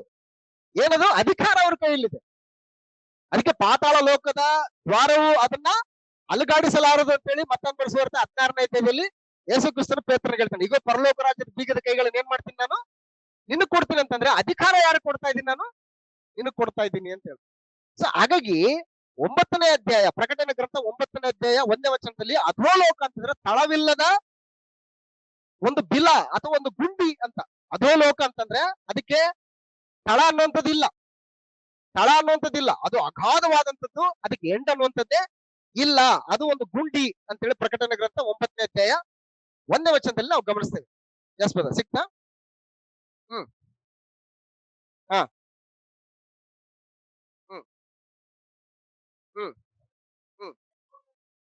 ಅಧೋಲೋಕಕ್ಕೆ ಹೋಗುವ ಕೂಪದ ಅಧೋಲೋಕ ಅಂದರೆ ತಳವಿಲ್ಲದಂತ ಒಂದು ಕೂಪ ಅಥವಾ ಒಂದು ಗುಂಡಿ ಅಥವಾ ಒಂದು ಬಿಲ ಅದಂತ. ಸೊ ಹಾಗಾದ್ರೆ ಬೀಗದ ಕೈ ಅಂದ್ರೆ ಏನಂದ್ರೆ ಸೈತಾನನನ್ನು ಬಂಧಿಸುವುದಕ್ಕೂ ಬಿಡಿಸುವುದಕ್ಕೂ ಇರುವಂತ ದೇವರ ಶಕ್ತಿಯನ್ನು ಏನ್ ಮಾಡ್ತದೆ? ಅದು ಸೂಚಿಸ್ತದೆ. ಬೀಗದ ಕೈ ಅಂದ್ರೆ ಬೀಗದ ಕೈ ಈಗ ಅವನ ಒಳಗಡೆ ಹಾಕ್ಬಿಟ್ಟು ಬೀಗ ಹಾಕಿದೀನಿ ಅಂತಂದ್ರೆ ಸೈತಾನ್ ಮೇಲೆ ಅಧಿಕಾರವನ್ನು ಏನ್ ಮಾಡ್ತದೆ? ಅದು ಸೂಚಿಸ್ತದೆ. ಅವನು ಹೊರಗೆ ಬಿಡ್ಬೇಕಂದ್ರೂ ಕೂಡ ಯಾರ ಅಧಿಕಾರ? ದೇವರ ಅಧಿಕಾರನ ಸೂಚಿಸ್ತದೆ. ಈಗ ಸೈತಾನ ತನ್ನ ಪಾಡಿಗೆ ತಾನು ಏನ್ ಕೆಲಸ ಮಾಡಲ್ಲ. ಬಟ್ ಏನ್ ಮಾಡ್ತಾನಂತಂದ್ರೆ ದೇವ್ರು ಏನ್ ಮಾಡ್ತಾನಂದ್ರೆ ಸೈತಾನಿಗೆ ಒಂದು ಸರ್ಕಲ್ ಹಾಕಿದ್ದೀನಿ. ಆ ಸರ್ಕಲ್ ಒಳಗಡೆ ಇದ್ದೇ ಏನ್ ಮಾಡ್ಬೇಕು? ಅವನು ಕೆಲಸ ಮಾಡ್ಬೇಕು. ವಿನಃ ಯಾರಾದ್ರೂ ಈ ಅಧೋಲೋಕಕ್ಕೆ ಬಿಟ್ಟಿದ್ದಾನೆ. ಇವಾಗ ಅಧೋಲೋಕಕ್ಕೆ ಹೋಗ್ಬಿಟ್ಟು ಏನ್ ಮಾಡಿದಾನೆ, ಇದಕ್ಕೆ ಬೀಗದ ಕೈ ಹಾಕಿದ್ದಾನೆ. ಬೀಗದ ಕೈ, ಇದು ಅಧಿಕಾರ. ಇದು ಅಧಿಕಾರ. ಈ ಬೀಗದ ಕೈಯನ್ನ ತೆಗೆಯೋದಕ್ಕೂ ಬೀಗದ ಕೈಯನ್ನ ಹಾಕೋದಕ್ಕೂ ಅಂದ್ರೆ ಅರ್ಥ ಏನಂದ್ರೆ ಸೈತಾನ್ ಮೇಲೆ ಏನಿದೆ, ದೇವರದ್ದು ಇವಾಗ ಅಧಿಕಾರ ಇದೆ. ಅಧಿಕಾರ ಇದೆ. ಇದಕ್ಕಿಂತ ಮೊದಲು ಅವ್ನಿಗೆ ಯಾವುದೇ ರೀತಿಯಾದಂತ ಅಧಿಕಾರ ಇದ್ದಿಲ್ಲ, ಸ್ವೇಚ್ಛವಾಗಿ ಹೋರಾಡ್ತಾ ಇದ್ದ. ಯಾವಾಗ ಯೇಸು ಕ್ರಿಸ್ತನು ಶಿಲ್ಪೆ ಮೇಲೆ ಆತನ ಮರಣ ಹೊಂದಿದನೋ ಅಲ್ಲಿ ಸೈತಾನ ಕೆಲಸಗಳೆಲ್ಲವೂ ಕೂಡ ಲಯವಾಗಿ ಸೈತಾನನನ್ನ ಬಂಧಿಸುವುದರ ಮುಖಾಂತರ ದೇವರು ತನ್ನ ಮಗನಾದ ಯೇಸು ಕ್ರಿಸ್ತನ ಮೂಲಕ ಸೈತಾನನನ್ನ ಶಾಶ್ವತವಾಗಿ ಸೋಲಿಸ್ಬಿಟ್ಟು ಅಧೋಲೋಕಕ್ಕೆ ತೆಗೆದುಕೊಂಡು ಹೋಗ್ಬಿಟ್ಟಿದ್ದಾನೆ ಅನ್ನುವಂತ ಒಂದು ಸಂದೇಶ 20ನೇ ಅಧ್ಯಾಯದಲ್ಲಿ ನಮ್ಗೆ ಕಂಡು ಬರ್ತದೆ. ಇನ್ನು ಮುಂದುವರೆದ ಭಾಗದಲ್ಲಿ ಬೀಗದ ಕೈ ಅಂತಂದ್ರೆ ಏನಂತ ಹೇಳಿ ಮತ್ತೊಂದು ಸಾರಿ ಗಮನಿಸೋಣ. ಸೈತಾನನನ್ನು ಬಂಧಿಸುವುದಕ್ಕೂ ಬಿಡಿಸುವುದಕ್ಕೂ ಇರುವ ದೇವರ ಶಕ್ತಿಯನ್ನ ಸೂಚಿಸ್ತದೆ. ದೇವರು ಅನುಮತಿ ಕೊಡುವ ಮೇರೆಗೆ ಮಾತ್ರವೇ ಸೈತಾನನ ಶಕ್ತಿ ಇರ್ತದೆ ಅಷ್ಟೇನೆ. ದೇವರು ಎಲ್ಲಿವರೆಗೂ ಪರ್ಮಿಷನ್ ಕೊಡ್ತಾನೋ ಅಲ್ಲಿವರೆಗೂ ಮಾತ್ರ ಸೈತಾನ ಏನಿರ್ತದೆ, ಕೆಲಸಕ್ಕೆ ಶಕ್ತಿ ಇರ್ತದೆ ಹೊರತಾಗಿ ಅದನ್ನ ಮೀರಿ ಮಾಡೋದಕ್ಕೆ ಸೈತಾನನಿಗೆ ಶಕ್ತಿ ಆಗ್ಲಿ ಅಧಿಕಾರವಾಗ್ಲಿ ಇರೋದಿಲ್ಲ ಅನ್ನುವಂಥದ್ದನ್ನ ನಾವು ಗಮನಿಸಬೇಕಾಗ್ತದೆ. ಮುಂದಿನ ಭಾಗದಲ್ಲಿ ದೇವಜನರು ಹತಸಾಕ್ಷಿಗಳಾಗಿ ಆಳುವಂಥದ್ದು 4ನೇ ವಚನದಿಂದ 4ರಿಂದ 6ನೇ ವಚನ. S brother. ತರುವಾಯ ಕಂಡನು ಹ್ಮ್ ಹ್ಮ್ ಹ್ಮ್ ಹ್ಮ್ ಆಗಿದ್ದಾನೆ. ಇಲ್ಲ. ದೇವರಿಗೂ ಕ್ರಿಸ್ತನಿಗೂ ಯಾಜಕರಾಗಿ ಕ್ರಿಸ್ತನೊಂದಿಗೆ 1000 ವರ್ಷ ಆಳ್ತಾರೆ ಅಂತ ಹೇಳಿ. ಇದು ಯಾರನ್ನ ಸೂಚಿಸ್ತದೆ? ಇದು ದೇವಜನರು ಹತಸಾಕ್ಷಿಗಳಾಗಿ ಕ್ರಿಸ್ತನೊಂದಿಗೆ ಆಳುವಂತದ್ದನ್ನ ಇದನ್ನು ಸೂಚಿಸ್ತದೆ. ದೇವರಿಗೋಸ್ಕರ, ದೇವರ ವಾಕ್ಯಕ್ಕೋಸ್ಕರ ಯಾರೆಲ್ಲ ತಲೆ ಹೊಯಿಸ್ಕೊಂಡು ಹತಸಾಕ್ಷಿಗಳಾಗಿದ್ದಾರೋ ಅವರ ಒಂದು ಸ್ಥಿತಿ ಹೇಗಿರ್ತದೆ, ಯೇಸು ಕ್ರಿಸ್ತನೊಟ್ಟಿಗೆ ಅವ್ರು ಏನ್ ಮಾಡ್ತಾರೆ, ಆಳ್ತಾರೆ ಅಂತ ಹೇಳಿ. ಎಲ್ಲಿವರೆಗೂ ಆಳ್ತಾರೆ? 1000 ವರ್ಷಗಳು ಅಂತ ಹೇಳಿ. ಸೊ ಅಲ್ಲೇ ನಾವು ಓದ್ಕೊಳ್ಳೋಣ. 1000 ವರ್ಷ ಕ್ರಿಸ್ತನೊಂದಿಗೆ ಆಳಿದರು ಅಂತ ಹೇಳ್ತಾನೆ. ಜನರು ಇದನ್ನು 1000 ವರ್ಷಗಳ ಪರಿಪಾಲನೆ ಅಂತ ಹೇಳ್ಬಿಟ್ಟು ಏನ್ ಮಾಡ್ತಾರೆ, ಕರೀತಾರೆ. ಈ ವಾಕ್ಯ ಭಾಗವು ಏನು ಬೋಧಿಸ್ತದೆ ಎಂದು ತಿಳಿಯುವ ಮೊದಲು ಏನನ್ನು ಬೋಧಿಸ್ತಾ ಇಲ್ಲ ಅನ್ನೋದನ್ನ ಮೊದಲು ತಿಳ್ಕೋಬೇಕು ನಾವು. ಈಗ ಈ ವಚನ ಭಾಗ ಏನು ಬೋಧಿಸ್ತದೆ ಅನ್ನೋದನ್ನ ತಿಳ್ಕೋಕ್ಕಿಂತ ಮೊದಲು ಏನ್ ಬೋಧಿಸ್ತಾ ಇಲ್ಲ ಅದನ್ನ ಮೊದಲು ತಿಳ್ಕೋಬೇಕು ನಾವು. ಅದರಲ್ಲಿ ನಂಬರ್ 1, ಇದು ಭೂಮಿ ಮೇಲೆ ನಡೆಯುವ ಭೌತಿಕ ಪರಿಪಾಲನೆಯನ್ನು ಕುರಿತು ತಿಳಿಸ್ತಾ ಇಲ್ಲ. Note this point. ಭೂಮಿ ಮೇಲೆ ಭೌತಿಕವಾದಂತ ಪರಿಪಾಲನೆ ನಡೀತದೆ ಅನ್ನುವಂಥದ್ದನ್ನ ಇದು ಸೂಚಿಸ್ತಾ ಇಲ್ಲ. ಇವತ್ತು ಈ ವಾಕ್ಯ ಭಾಗವನ್ನ ತಪ್ಪಾಗಿ ಅರ್ಥ ಮಾಡ್ಕೊಂಡಿರ್ತಕ್ಕಂತ ಬಹುತೇಕ ಜನರು ಏನ್ ಮಾಡ್ತಾರೆ ಅಂತಂದ್ರೆ, ಕ್ರಿಸ್ತನು ಪುನಃ ಭೂಮಿಗೆ ಬರ್ತಾನೆ, ಭೂಮಿ ಮೇಲೆ ಏನ್ ಮಾಡ್ತಾನೆ, ರಾಜ್ಯ ಪರಿಪಾಲನೆ ಮಾಡ್ತಾರೆ ಅನ್ನುವಂತಹ ಭ್ರಾಂತಿಯಲ್ಲಿದ್ದಾರೆ. ಸುಳ್ಳಾದಂತ ಒಂದು ನಂಬಿಕೆಯಲ್ಲಿ ಇವತ್ತು ಅನೇಕ ಜನರು ಹೋಗ್ತಾ ಇದ್ದಾರೆ. ಆದ್ರೆ ಇದು ಹಾಗೆ ಬೋಧಿಸ್ತಾ ಇಲ್ಲ. ಹಾಗೆ ಬೋಧಿಸುವಂತವರಿಗೆ ಬಹುಮುಖ್ಯವಾದಂತ ವಾಕ್ಯ ಭಾಗ ಯಾವ್ದಂತಂದ್ರೆ ಇದೆ. ಇದನ್ನ ಬಿಟ್ಟರೆ ಬೇರೆ ವಾಕ್ಯ ಭಾಗ ಅವ್ರಿಗಿಲ್ಲ. ಇದನ್ನೇ ಅವ್ರು ಆಧಾರವಾಗಿ ಇಟ್ಟುಕೊಂಡು ಭೂಮಿ ಮೇಲೆ ಯೇಸು ಕ್ರಿಸ್ತನ್ ಮತ್ತೆ ಬಂದು ಪರಿಪಾಲನೆ ಮಾಡ್ತಾನೆ ಅನ್ನುವಂತ ಒಂದು ಬೋಧನೆಯನ್ನ ಬೋಧಿಸ್ತಾ ಇದ್ದಾರೆ. ಹಾಗಾಗಿ ಕೆಲವು ಜನ ನನಗೆ ಹೇಳ್ತಾ ಇದ್ರು, ಯೆರೂಸಲೇಮಿನಲ್ಲಿ ಆಲ್ರೆಡಿ ದೇವಸ್ಥಾನ ಕಟ್ಟಕ್ಕೆ ಸ್ಟಾರ್ಟ್ ಮಾಡಿದ್ದಾರೆ, ತಯಾರು ಮಾಡಿದಾರಂತೆ. ಇನ್ನೇನ್ ಆಯ್ತು, ಬಂದ್ಬಿಡ್ತದೆ, ಕ್ರಿಸ್ತನ್ ಬರ್ತಾನೆ, ಬಂದ ಆತನ ರಾಜ್ಯ ಪರಿಪಾಲನೆ ಮಾಡ್ತಾನೆ ಅಂತ ಹೇಳ್ಬಿಟ್ಟು ಹೇಳ್ತಾರೆ. ಅದೆಲ್ಲ ಸುಳ್ಳು ಬೋಧನೆಗಳು. ದೇವರ ವಾಕ್ಯ ಅದನ್ನ ಬಲಪಡಿಸಲ್ಲ. ದೇವರ ವಾಕ್ಯ ಆ ರೀತಿಯಾಗಿ ಹೇಳ್ತಾ ಇಲ್ಲ. ಇದು ಆತ್ಮ ಸಂಬಂಧವಾದಂತ ಪರಿಪಾಲನೆಯನ್ನು ಕುರಿತು ಬೋಧಿಸುವಂತ ಒಂದು ರಚನೆ ಇದು. ಹಾಗಾಗಿ ಇದು ಏನ್ ಬೋಧಿಸ್ತಾ ಇಲ್ಲ ಅಂತದನ್ನ ಗಮನಿಸಿದ್ರೆ, ನಂಬರ್ 1, ಇದು ಭೂಮಿ ಮೇಲೆ ನಡೆಯುವಂತ ಭೌತಿಕ ಪರಿಪಾಲನೆ ಕುರಿತು ಬೋಧಿಸ್ತಾ ಇಲ್ಲ. ನೆಕ್ಸ್ಟ್ ನಂಬರ್ 2, ಕ್ರಿಸ್ತನ ಆಗಮನದ ನಂತರ 1000 ವರ್ಷ ಕ್ರಿಸ್ತನು ಭೂಮಿ ಮೇಲೆ ಪಾಲನೆ ಮಾಡುತ್ತಾನೆಂಬುದಾಗಿ ಇದು ಹೇಳ್ತಾ ಇಲ್ಲ. ಶಾರೀರಿಕವಾಗಿ ಯೇಸು ಕ್ರಿಸ್ತನು ಬಂದು ಈ ಭೂಮಿ ಮೇಲೆ ಪರಿಪಾಲನೆ ಮಾಡ್ತಾನೆ ಅಂತ ಹೇಳ್ಬಿಟ್ಟು ಇದು ಹೇಳ್ತಾ ಇಲ್ಲ.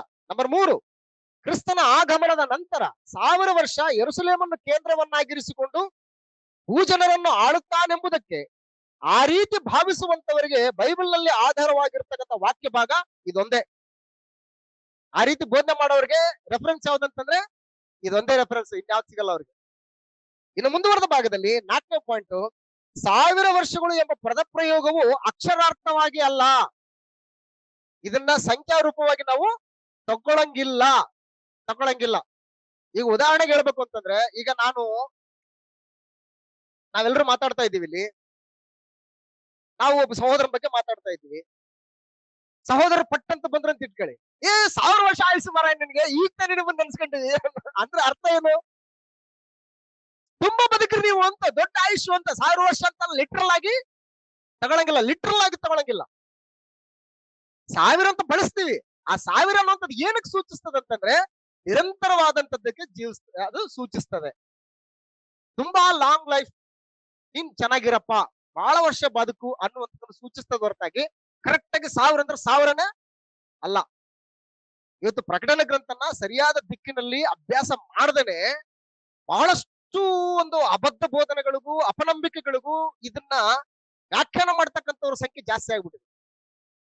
ಕೆಲವು ಜನ ವಾಕ್ಯ ಭಾಗನ ಬೋಧನೆ ಮಾಡ್ತಕ್ಕಂಥವ್ರು 1,44,000 ಜನ ಮಾತ್ರ ಅಷ್ಟೇನೆ, ಇನ್ಯಾರು ಪರಲೋಕಕ್ಕೆ ಹೋಗಲ್ಲ ಅಂತ ಹೇಳ್ತಾರೆ ಅಂತಂದ್ರೆ ಇವತ್ತು ಮಿಕ್ಕಿದವ್ರ ಕಥೆ ಏನ್ ಹೆಂಗಂದ್ರೆ, ಮಿಕ್ಕಿದವ್ರ ಕಥೆ ಏನು ಅಂದ್ರೆ 1,44,000 ಜನ ಮಾತ್ರ ಅಷ್ಟೇನಾ? ಇನ್ನು ಮಿಕ್ಕಿದವ್ರು ಯಾರು ಇಲ್ವ ಹಂಗಾರೆ? ಮತ್ ನಾವೆಲ್ಲ ಕಷ್ಟಪಟ್ಟದ್ ವೇಸ್ಟ್ ಹಂಗಾರೆ. 1,44,000 ಜನ ಆಯ್ತು ಅಂತಂದ್ರೆ ಇನ್ನು ಮಿಕ್ಕಿದವ್ರ ನಡ್ರಪ್ಪ, ನೀವು ಕಷ್ಟಪಟ್ಟದ್ದೆಲ್ಲ ವೇಸ್ಟ್, ನೀವು ಹತಸಾಕ್ಷಿಗಳಾದದ್ದು ವೇಸ್ಟ್ ಅನ್ನೋಂಥ ರೀತಿಯಲ್ಲಿ ಆಗೋಯ್ತು. ಸಂಖ್ಯೆಗಳನ್ನ ಆ ರೀತಿ ತಗೊಳ್ಕೊಳ್ಳೋದ್ರ ಮೂಲಕ ಅನೇಕರು ತಪ್ಪಾದ ಒಂದು ಬೋಧನೆಗಳನ್ನ, ತಪ್ಪಾದ ವಿಶ್ವಾಸವನ್ನ ಇವತ್ತು ಜನಗಳ ಮಧ್ಯದಲ್ಲಿ ವ್ಯಾಖ್ಯಾನ ಮಾಡಿ ಜನರ ನಂಬಿಕೆಯನ್ನ ದೇವರಲ್ಲಿ ಇಡಲಿಕ್ಕೆ ಆಗದೇ ಇರತಕ್ಕಂಥ ರೀತಿಯಲ್ಲಿ ಕೆಡಿಸ್ತಾ ಇದ್ದಾರೆ ಬಹುತೇಕ ಜನ. ಆತ್ಮ ಸಂಬಂಧವಾದ ವಿಷಯಗಳನ್ನ ಆತ್ಮ ಸಂಬಂಧವಾದಂತ ದೃಷ್ಟಿಕೋನದಲ್ಲಿಯೇ ನಾವು ತೆಗೆದುಕೊಂಡು ಹೋಗ್ಬೇಕು. ಮನುಷ್ಯ ಬುದ್ಧಿಯನ್ನ, ಮನುಷ್ಯಗಳನ್ನ ಸೇರಿಸೋದ್ರ ಮುಖಾಂತರ ನಮಗೆ ನಾವು ಸ್ವಕೀಯ ನಾಶ ಉಂಟು ಮಾಡ್ಕೊಳ್ತೀವಿ. ಬಹಳ ಎಚ್ಚರ. ಆದ್ರಿಂದ ಬೈಬಲ್ ನಲ್ಲಿ 1000 ವರ್ಷ, 1000 ಎಂಬ ಪದವು ಅಕ್ಷರಾರ್ಥವಾಗಿ ಬಳಸಿಕೊಂಡಂತಹ ಸ್ಥಳ ನಾವು ಕಾಣೋದಿಲ್ಲ. ಅಕ್ಷರಾರ್ಥವಾಗಿ ಬಳಸಿಕೊಂಡದ್ದನ್ನ ನಾವು ಕಾಣೋದಿಲ್ಲ. ಆದ್ರಿಂದ 1000 ಅನ್ನುವ ಪದ ಬೈಬಲ್ ನಲ್ಲಿ ಉಪಯೋಗಿಸಲ್ಪಟ್ಟಂತ ವಿಧಾನ ಏನು ಅನ್ನೋದನ್ನ ಒಂದ್ಸಾರಿ ಗಮನಿಸೋಣ. 1000 ಅನ್ನುವಂತ ಪದ ಬೈಬಲ್ ನಲ್ಲಿ ಉಪಯೋಗಿಸಲ್ಪಟ್ಟಿದೆ. ಹೆಂಗ್ ಉಪಯೋಗಿಸಲ್ಪಟ್ಟಿದೆ? ವಿಮೋಚನ ಕಾಂಡ ಪುಸ್ತಕ 20ನೇ ಅಧ್ಯಾಯ 6ನೇ ವಚನದಲ್ಲಿ. ವಿಮೋಚನ ಕಾಂಡ 20ನೇ ಅಧ್ಯಾಯ 6ನೇ ವಚನ. ನನ್ನನ್ನು ಪ್ರೀತಿಸಿ ನನ್ನ ಆಜ್ಞೆಗಳನ್ನು ಕೈಕೊಳ್ಳುವವರಿಗೋಸ್ಕರ 1000 ತಲೆಗಳವರೆಗೆ ದಯೆ ತೋರಿಸ್ತೀನಿ ಅಂತ ಹೇಳ್ತಾರೆ. ಯಾರಿಗೆ? ಯಾರು ನನ್ನ ಆಜ್ಞೆಗಳನ್ನು ಪಾಲಿಸ್ತಾರೋ ಅಂತವ್ರಿಗೋಸ್ಕರ 1000 ತಲೆಗಳವರೆಗೆ ದಯೆ ತೋರಿಸ್ತೀನಿ ಅಂತ ಹೇಳ್ತಾರೆ. ಈಗ ನಮ್ ತಲೆ ಎಷ್ಟು ಇವಾಗ? ಜಸ್ಟ್ 3-4 ಜನರೇಷನ್ ಹೇಳ್ಬೋದು ಅಷ್ಟೇನೆ. ಅದರಿಂದ ಜನರೇಷನ್ ಏನಾಗಿದೆ ಅಂತ. ಬಟ್ ಅದ್ರ ಅರ್ಥ ಏನು ಅಂತಂದ್ರೆ, ನಿಮ್ಮನ್ನ ಪರಿಪೂರ್ಣವಾಗಿ ನಾನು ಏನ್ ಮಾಡ್ತೀನಿ, ನಾನು ಆಶೀರ್ವಾದ ಮಾಡ್ತೀನಿ ಅಂತ ಹೊರತು 1000 ತಲೆಗಳವರೆಗೆ ನಾನು ಆಶೀರ್ವಾದ ಮಾಡ್ತೀನಿ ಅಂತ ಹೇಳಿದ್ದೀನಿ ಅಂತ ಲಿಟ್ರಲ್ ಆಗಿ ಏನ್ ಮಾಡಂಗಿಲ್ಲ, ನಾವು ತಗೊಳಂಗಿಲ್ಲ. ಅಕ್ಷರಾರ್ಥವಾಗಿ ತಗೊಳ್ಳುವಂತದ್ದಿಲ್ಲ. 1000 ವರ್ಷ ಅನ್ನುವಂಥದ್ದು, 1000 ಅನ್ನುವಂಥ ಪದ ಅದು ನಿರಂತರವಾದಂತ ಒಂದು ಪರಿಪಾಲನೆಗೆ ಅದು ಸೂಚನೆ. 1000 ಅನ್ನುವಂಥದ್ದು ಏನದು? ನಿರಂತರವಾದ ಪರಿಪಾಲನೆ, ಕಂಟಿನ್ಯೂಷನ್ ಆಗಿ ಇರ್ತದೆ ಅನ್ನುವಂಥದ್ದಕ್ಕೆ ಸೂಚನೆ. ಧರ್ಮೋಪದೇಶ ಕಾಂಡ ಪುಸ್ತಕ 5ನೇ ಅಧ್ಯಾಯ 10ನೇ ವಚನದಲ್ಲಿ ಇದೇ ಮಾತು ಈಗ ನಾವು ನೋಡಿದ್ವಲ್ಲ, ಅದೇ ಮಾತು ಅಲ್ಲಿ ಹೇಳ್ತಾ ಇದೆ. ಮತ್ತೆ ನನ್ನನ್ನು ಪ್ರೀತಿಸಿ ನನ್ನ ಆಜ್ಞೆಯನ್ನು ಕೈಕೊಳ್ಳುವವರಿಗೂ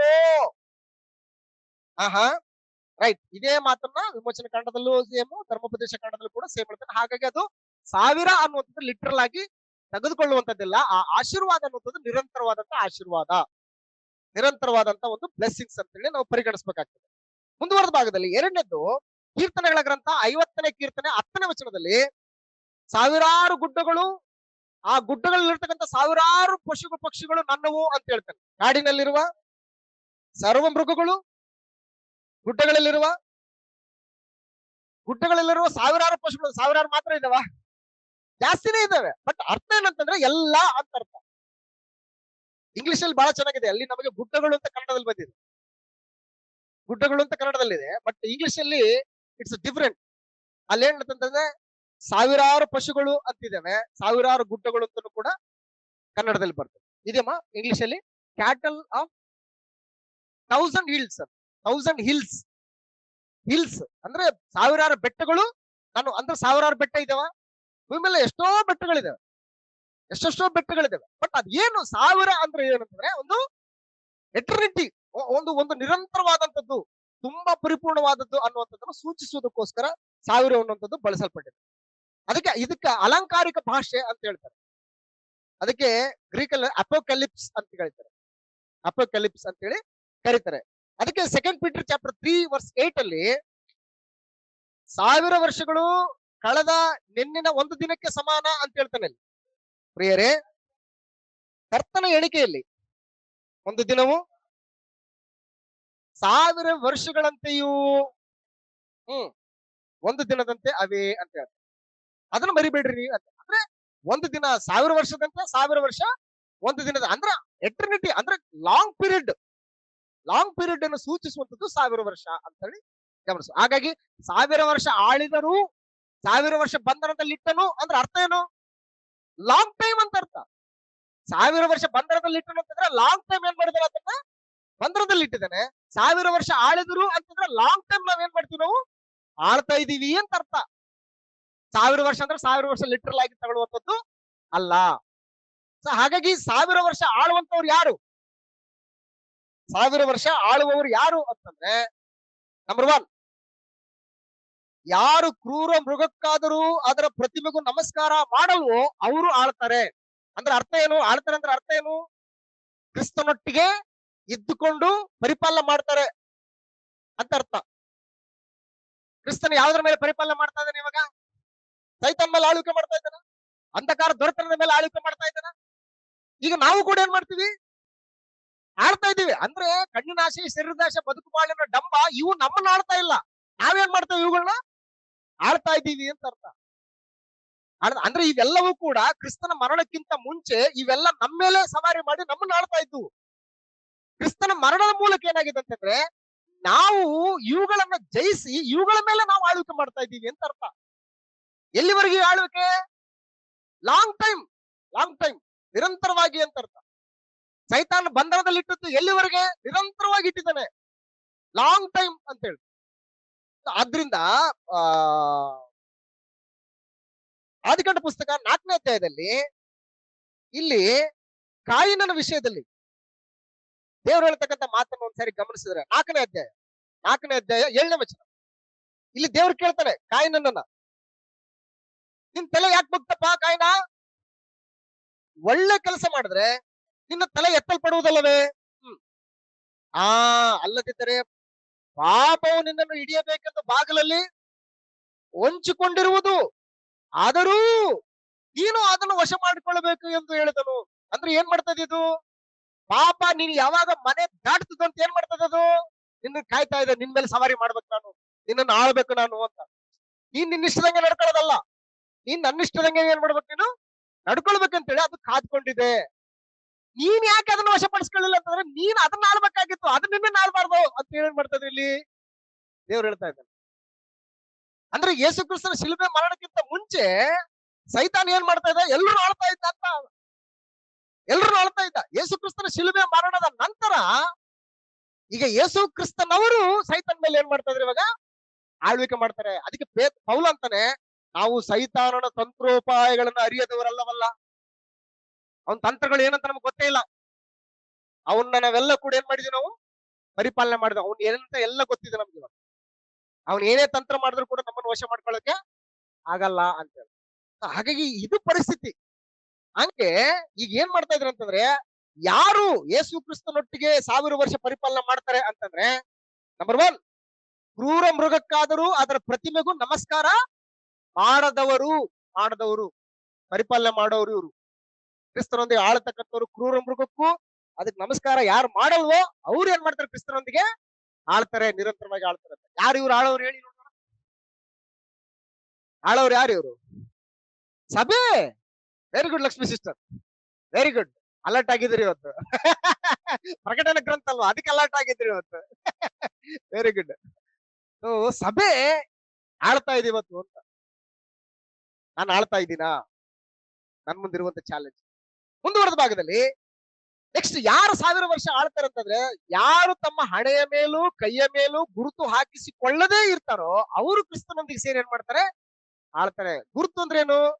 ಸೈತಾನನ ಒಂದು ಆಲೋಚನೆಗಳು, ಸೈತಾನನ ಕ್ರಿಯೆಗಳು ನಮ್ಮ ಬದುಕಿನಲ್ಲಿ ಇಲ್ಲ ಅಂತಂದ್ರೆ ಅವ್ರು ಏನ್ ಮಾಡ್ತಾರೆ? ಕ್ರಿಸ್ತನೊಂದಿಗೆ ಆಳ್ತಾರೆ. ಅವೆಲ್ಲ ನಮ್ಮಲ್ಲಿ ಇತ್ತು ಅಂತಂದ್ರೆ, ಅವನ ಆಲೋಚನೆಗಳು ನಮ್ಮಲ್ಲಿ ಇತ್ತು ಅಂತಂದ್ರೆ ನಾವು ಆಳವರಲ್ಲ. ಹಾಗಾಗಿ ಮುಂದುವರೆದ ಭಾಗದಲ್ಲಿ ಇದೆಲ್ಲವೂ ಕೂಡ 4ರಿಂದ 6ನೇ ವಚನದಲ್ಲಿ ಇದೆ. ನಾನು ಒಂದೊಂದೊಂದೊಂದು ಪಾಯಿಂಟ್ ಬರೆದು ಅಲ್ಲಿ ನಿಮಗೆ ಈಸಿ ಅಂತ ಬರೆದು ಕೊಟ್ಟಿದ್ದೀನಿ. ನೆಕ್ಸ್ಟ್ 3ನೇ ವಚನ, ಯೇಸುವಿನ ವಿಷಯವಾಗಿ ತಾವು ಕೊಟ್ಟ ಸಾಕ್ಷಿ ನಿಮಿತ್ತವಾಗಿಯೂ ದೇವರ ವಾಕ್ಯದ ನಿಮಿತ್ತವಾಗಿಯೂ ಶಿರಚ್ಛೇದನ ಮಾಡಿಕೊಂಡವರು ಏನ್ ಮಾಡ್ತಾರೆ? ಇವರು ಕ್ರಿಸ್ತನೊಂದಿಗೆ ಆಳ್ತಾರೆ. ಸುಮ್ನೆ ಎಲ್ಲರೂ ಆಳೋದಂಥದ್ದು. ಇವತ್ತು ರಾಜ್ಯ ಸರ್ಕಾರಗಳು ಅಧಿಕಾರದ ಚುಕ್ಕಾಣಿ ನೀಡಬೇಕಂತ ಸುಮ್ಮನೆ ಹಿಡಿಯಕ್ ಆಗಲ್ಲ ಅವ್ರಿಗೆ. ಏನೇನೋ ತಂತ್ರಗಳು ಬಳಸ್ತಾರೆ, ಏನೇನೋ ಹುನ್ನಾರಗಳನ್ನ ಹಾಕ್ತಾರೆ, ಏನೇನೋ ಆಮಿಷಗಳನ್ನ ಒಡ್ಡುತ್ತಾರೆ, ಏನೇನೋ ಮಾಡಬಾರದ ಕೆಲಸಗಳನ್ನ ಮಾಡ್ತಾರೆ. ಜನರ ಮುಂದೆ ಹೇಳೋದೇ ಬೇರೆ, ಒಳಗಡೆ ನಡೆಸೋದೇ ಬೇರೆ. ಹಾಗಾದ್ರೆ ಅಧಿಕಾರ ಹಿಡಿಯೋದಕ್ಕೆ ಸಾಧ್ಯ. ಇವತ್ತು ಕ್ರಿಸ್ತನೊಂದಿಗೆ ನಾನು ಆಳ್ಬೇಕು ಅಂತಂದ್ರೆ ಕ್ರಿಸ್ತನ ವಾಕ್ಯದ ನಿಮಿತ್ತವಾಗಿ, ದೇವರ ವಿಷಯವಾಗಿ ನಾನು ಹತಸಾಕ್ಷಿ ಆದ್ರೆ ನಾನು ಕೂಡ ಏನ್ ಮಾಡ್ತೀನಿ, ಕ್ರಿಸ್ತನೊಂದಿಗೆ ಆಳ್ಲಿಕ್ಕೆ ಸಾಧ್ಯ ಹೊರತಾಗಿ ಹೇಡಿಗಳು ಕ್ರಿಸ್ತನೊಟ್ಟಿಗೆ ಸೇರಿ ಆಳುವಂತದಕ್ಕೆ ಸಾಧ್ಯ ಇಲ್ಲ. ಹೇಡಿಗಳು ಆಗಲ್ಲ. ಯಾಕಂದ್ರೆ ದೇವರಿಗೆ ಬೇಕಾಗಿರ್ತಕ್ಕಂಥವ್ರು ಎಂತವ್ರು ಅಂತಂದ್ರೆ ಧೈರ್ಯಶಾಲಿಗಳು. ದೇವರ ವಾಕ್ಯದ ನಿಮಿತ್ತವಾಗಿ ಇನ್ನು ಮೇಲೆ ಜೀವಿಸುವವನು ನಾನು, ಕ್ರಿಸ್ತ ನನಗೋಸ್ಕರ ಜೀವಿಸೋದನ್ನ ಆತನಿಗೋಸ್ಕರ ನಾನು ಜೀವಿಸ್ತೀನಿ ಅನ್ನುವಂತಹ ನಿರ್ಧಾರ ತೆಗೆದುಕೊಂಡಿರ್ತಕ್ಕಂಥವ್ರೆ ಹತಸಾಕ್ಷಿಗೆ ಮುಂದಾಗ್ತಕ್ಕಂಥವ್ರ ಹೊರತು ಏಡಿಗಳು ಹತಸಾಕ್ಷಿಗಳಾಗೋದಕ್ಕೆ ಸಾಧ್ಯ ಇಲ್ಲ. ಹಾಗಾಗಿ ಯಾರು ಕ್ರಿಸ್ತನೊಂದಿಗೆ ಆಳ್ತಾರಂತಂದ್ರೆ, ಯಾರು ಯೇಸುವಿನ ವಿಷಯವಾಗಿ ತಾವು ಕೊಟ್ಟ ಸಾಕ್ಷಿಯ ನಿಮಿತ್ತವಾಗಿ, ದೇವರ ವಾಕ್ಯದ ನಿಮಿತ್ತವಾಗಿ ಶಿರಚ್ಛೇದನ ಮಾಡಿಸ್ಕೊಂಡಿದ್ದಾರೋ ಅಂತವ್ರು ಕ್ರಿಸ್ತನೊಂದಿಗೆ ಸೇರಿ ಏನ್ ಮಾಡ್ತಾರೆ, 1000 ವರ್ಷ ಆಳ್ತಾರೆ. ಆ 1000 ವರ್ಷ ಅಂದ್ರೇನು? ನಿರಂತರವಾದಂತ ಆಳ್ವಿಕೆ. 1000 ಅಂದ್ರೆ ಪರ್ಟಿಕ್ಯುಲರ್ ಆಗಿ ಸಂಖ್ಯೆ ತಗೋಬಾರ್ದು. ನಿರಂತರವಾದಂತಹ ಆಳ್ವಿಕೆ ಅದು. ಕ್ರಿಸ್ತನೊಂದಿಗೆ ಸೇರಿ ನಾವು ಆಳ್ತೀವಿ ಅಂತ ಅರ್ಥ. ನೆಕ್ಸ್ಟ್ 4ನೇ ಪಾಯಿಂಟ್, ಜೀವಿತರಾಗಿ ಮೊದಲ ಪುನರುತ್ಥಾನದಲ್ಲಿ ಪಾಲುಗಾರರಾದವರು.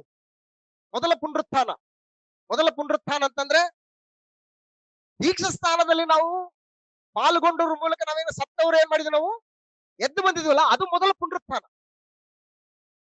ಇಲ್ಲಿ ಇವರು ಪುನರುತ್ಥಾನ ಹೊಂದಿದ್ರು ಅಂತಂದ್ರೆ ಇದು ಬೇರೆ ಪುನರುತ್ಥಾನ. ಇದು ಮೊದಲ ಪುನರುತ್ಥಾನ. ಅದು ರೋಮಪುರದವರು ಬರೆದ ಪತ್ರಿಕೆ 6ನೇ ಅಧ್ಯಾಯ 3ನೇ ವಚನದಿಂದ, ಕ್ರಿಸ್ತ ಯೇಸುವಿನಲ್ಲಿ ಸೇರುವುದಕ್ಕೆ ದೀಕ್ಷಾ ಸ್ನಾನ ಮಾಡಿಸಿಕೊಂಡವರಾದ ನಾವೆಲ್ಲರೂ ಆತನ ಮರಣದಲ್ಲಿ ಪಾಲುಗಾರರಾಗುವುದಕ್ಕೆ ದೀಕ್ಷಾ ಸ್ನಾನ ಮಾಡಿಸಿಕೊಂಡೆವೆಂಬುದು ನಿಮಗೆ ತಿಳಿಯದೋ? ಹೀಗಿರಲಾಗಿ ನಾವು ದೀಕ್ಷಾ ಸ್ನಾನ ಮಾಡಿಸಿಕೊಂಡಾಗ ಆತನ ಮರಣದಲ್ಲಿ ಪಾಲುಗಾರರಾಗಿ ಆತನೊಂದಿಗೆ ಹೂಣಲ್ಪಟ್ಟೆವು. ಆದ್ದರಿಂದ ಕ್ರಿಸ್ತನ ಸತ್ತು ತಂದೆಯ ಮಹಿಮೆಯಿಂದ ಜೀವಿತನಾಗಿ ಎಬ್ಬಿಸಲ್ಪಟ್ಟಂತೆಯೇ ನಾವು ಕೂಡ ಜೀವದಿಂದ ಎದ್ದು ಹೊಸಬರಾಗಿ ನಡ್ಕೊಳ್ಳಬೇಕು. ಹೇಗೆಂದರೆ 5ನೇ ವಚನ, ನಾವು ಆತನ ಮರಣಕ್ಕೆ ಸಾದೃಶ್ಯವಾದ ಮರಣವನ್ನು ಹೊಂದಿ ಆತನಲ್ಲಿ ಐಕ್ಯವಾಗಿದ್ದರೆ ಆತನ ಪುನರುತ್ಥಾನಕ್ಕೆ ಸಾದೃಶ್ಯವಾದ ಪುನರುತ್ಥಾನವನ್ನೂ ಹೊಂದಿ ಆತನಲ್ಲಿ ಏನಾಗ್ತೀವಿ, ನಾವು ಐಕ್ಯವಾಗ್ತೀವಿ ಅಂತ. ಯಾರು ಕ್ರಿಸ್ತನೊಂದಿಗೆ 1000 ವರ್ಷ ಆಳ್ತಾರಂತಂದ್ರೆ, ಯಾರು ತಮ್ಮ ಪಾಪಗಳ ಪಾಲಿಗೆ ಸತ್ತು ನೀತಿಯ ಪಾಲಿಗೆ ಬದುಕ್ತೀನಿ ಅಂತೇಳಿ, ಇನ್ನು ಜೀವಿಸುವವನು ನಾನಲ್ಲ, ನನಗೋಸ್ಕರ ಸತ್ತು ಎದ್ದು ಬಂದ ಆತನಿಗೋಸ್ಕರ ಜೀವಿಸ್ತೀನಿ ಅಂತೇಳಿ ಕ್ರಿಸ್ತನ ಶಿರಸ್ಸಿಗೆ ಅಧೀನನಾಗಿ ಕ್ರಿಸ್ತನ ಪರಿಪಾಲನೆಗೆ ಒಳಪಟ್ಟು ಆತ್ಮ ಸಂಬಂಧವಾದಂತಹ ಜೀವಿತವನ್ನ, ನೀತಿಯನ್ನ ಸಾಧಿಸುವಂತಹ ಒಂದು ಪ್ರಕ್ರಿಯೆಯನ್ನ ಒಳಗೊಂಡು ಬದುಕ್ತಾನೋ ಅಂತ ವ್ಯಕ್ತಿ ಏನ್ ಮಾಡ್ತಾನೆ, ಕ್ರಿಸ್ತನೊಂದಿಗೆ ಆಳ್ತಾನೆ. ಸುಮ್ನೆ ಆಳಂಗಿಲ್ಲ. ನೆಕ್ಸ್ಟ್ ಮುಂದಕ್ಕೆ 5ನೇ ಪಾಯಿಂಟ್, ಎರಡನೇ ಮರಣಕ್ಕೆ ಒಳಗಾಗದವರು. ಮೊದಲನೇ ಮರಣ ಯಾವುದು? ಪಾಪಗಳಿಂದಲೂ ಅಪರಾಧಗಳಿಂದಲೂ ಏನಾಗ್ತೀವಿ, ನಾವು ಸತ್ತೋಗಿದ್ವಿ. ನಾವು ಮೊದಲನೇ ಮರಣ ಅದು. ಮೊದಲು ಸತ್ತೋಗಿದ್ದು ಯಾರು? ಆದಾಮ. ಹೆಂಗ್ ಸತ್ತಿದ್ದು? ಆತ್ಮ ಸಂಬಂಧವಾಗಿ ಸತ್ತದ್ದು. ಶಾರೀರಿಕ ಮರಣ ಅದು ಬೇರೆ. ಆತ್ಮ ಸಂಬಂಧವಾಗಿ ನಾವು ಮೊದಲು ಸತ್ತೋಗಿದ್ದೀವಿ. ನಾವು ಈಗ ನಾವು ಏನಾಗಿದ್ದೀವಿ, ನಾವು ಎರಡನೇ ಮರಣ ಯಾವುದು? ಶಾಶ್ವತವಾದಂತಹ ದೇವರಿಂದ ದೂರ ಆಗುವಂಥದ್ದು. ಆತ್ಮ ಸಂಬಂಧವಾಗಿನೂ ಕೂಡ ನಾವೇನಾಗಿದ್ದೀವಿ, ನಾವು ಮೊದಲು ಸತ್ತೋಗಿದ್ದು ಬದುಕಲಿಲ್ಲ ಅಂತಂದ್ರೆ ನೆಕ್ಸ್ಟ್ ನಮ್ಗೆ ಇನ್ನೊಂದು ಯಾವ್ದು ಮರಣ? ಅದು ಎರಡನೇ ಮರಣ ಅಂತಂದ್ರೆ ಶಾಶ್ವತವಾಗಿ ದೇವರಿಂದ, ಅಂದ್ರೆ ಬೆಂಕಿಗೆ, ಸೈತಾನನಿಗೂ ಆತನ ಅನುಚರರಿಗೂ ಏರ್ಪಡಿಸಿದಂತ ನಿತ್ಯ ನರಕ, ಅದು ಎರಡನೇ ಮರಣ. ಅಂದ್ರೆ ಎರಡನೇ ಮರಣಕ್ಕೆ ಒಳಗಾಗದವರು ಯಾರು ಅಂತಂದ್ರೆ ಕ್ರಿಸ್ತನೊಟ್ಟಿಗೆ ಸೇರಿ ಆಳ್ತಕ್ಕಂಥವ್ರು ಅಂತೇಳಿ. ಅಂತ ಅದ್ಭುತವಾದಂತ ಒಂದು ವಿಷಯವನ್ನ ಇವತ್ತು ಪ್ರಕಟಣೆ ಗ್ರಂಥದ ಮುಖಾಂತರ ದೇವ ಜನರಿಗೆ ತಿಳಿಸ್ತಾ ಇದ್ದಾನೆ ಯೋಹಾನನ ದರ್ಶನದ ಮುಖಾಂತರ. ನೆಕ್ಸ್ಟ್ ಮುಂದಕ್ಕೆ 6ನೇ ಪಾಯಿಂಟ್, ದೇವರಿಗೂ ಕ್ರಿಸ್ತನಿಗೂ ಯಾಜಕರಾಗಿರುವವರು ಅಂತ ಹೇಳಿ. ಯಾರ್ಯಾರಿಗೆ ಇಲ್ಲಿ ಯಾಜಕರು? ನಾವು ಇವಾಗ ಯಾರಿಗೆ ಯಾಜಕರು? ಇವಾಗ ದೇವರಿಗೂ ಕ್ರಿಸ್ತನಿಗೂ ಕೂಡ. ನಾವೇನು ಇವಾಗ ಯಾಜಕರು. ನಾವು ಆತನ ಯಾರು? ಮಹಾಯಾಜಕ.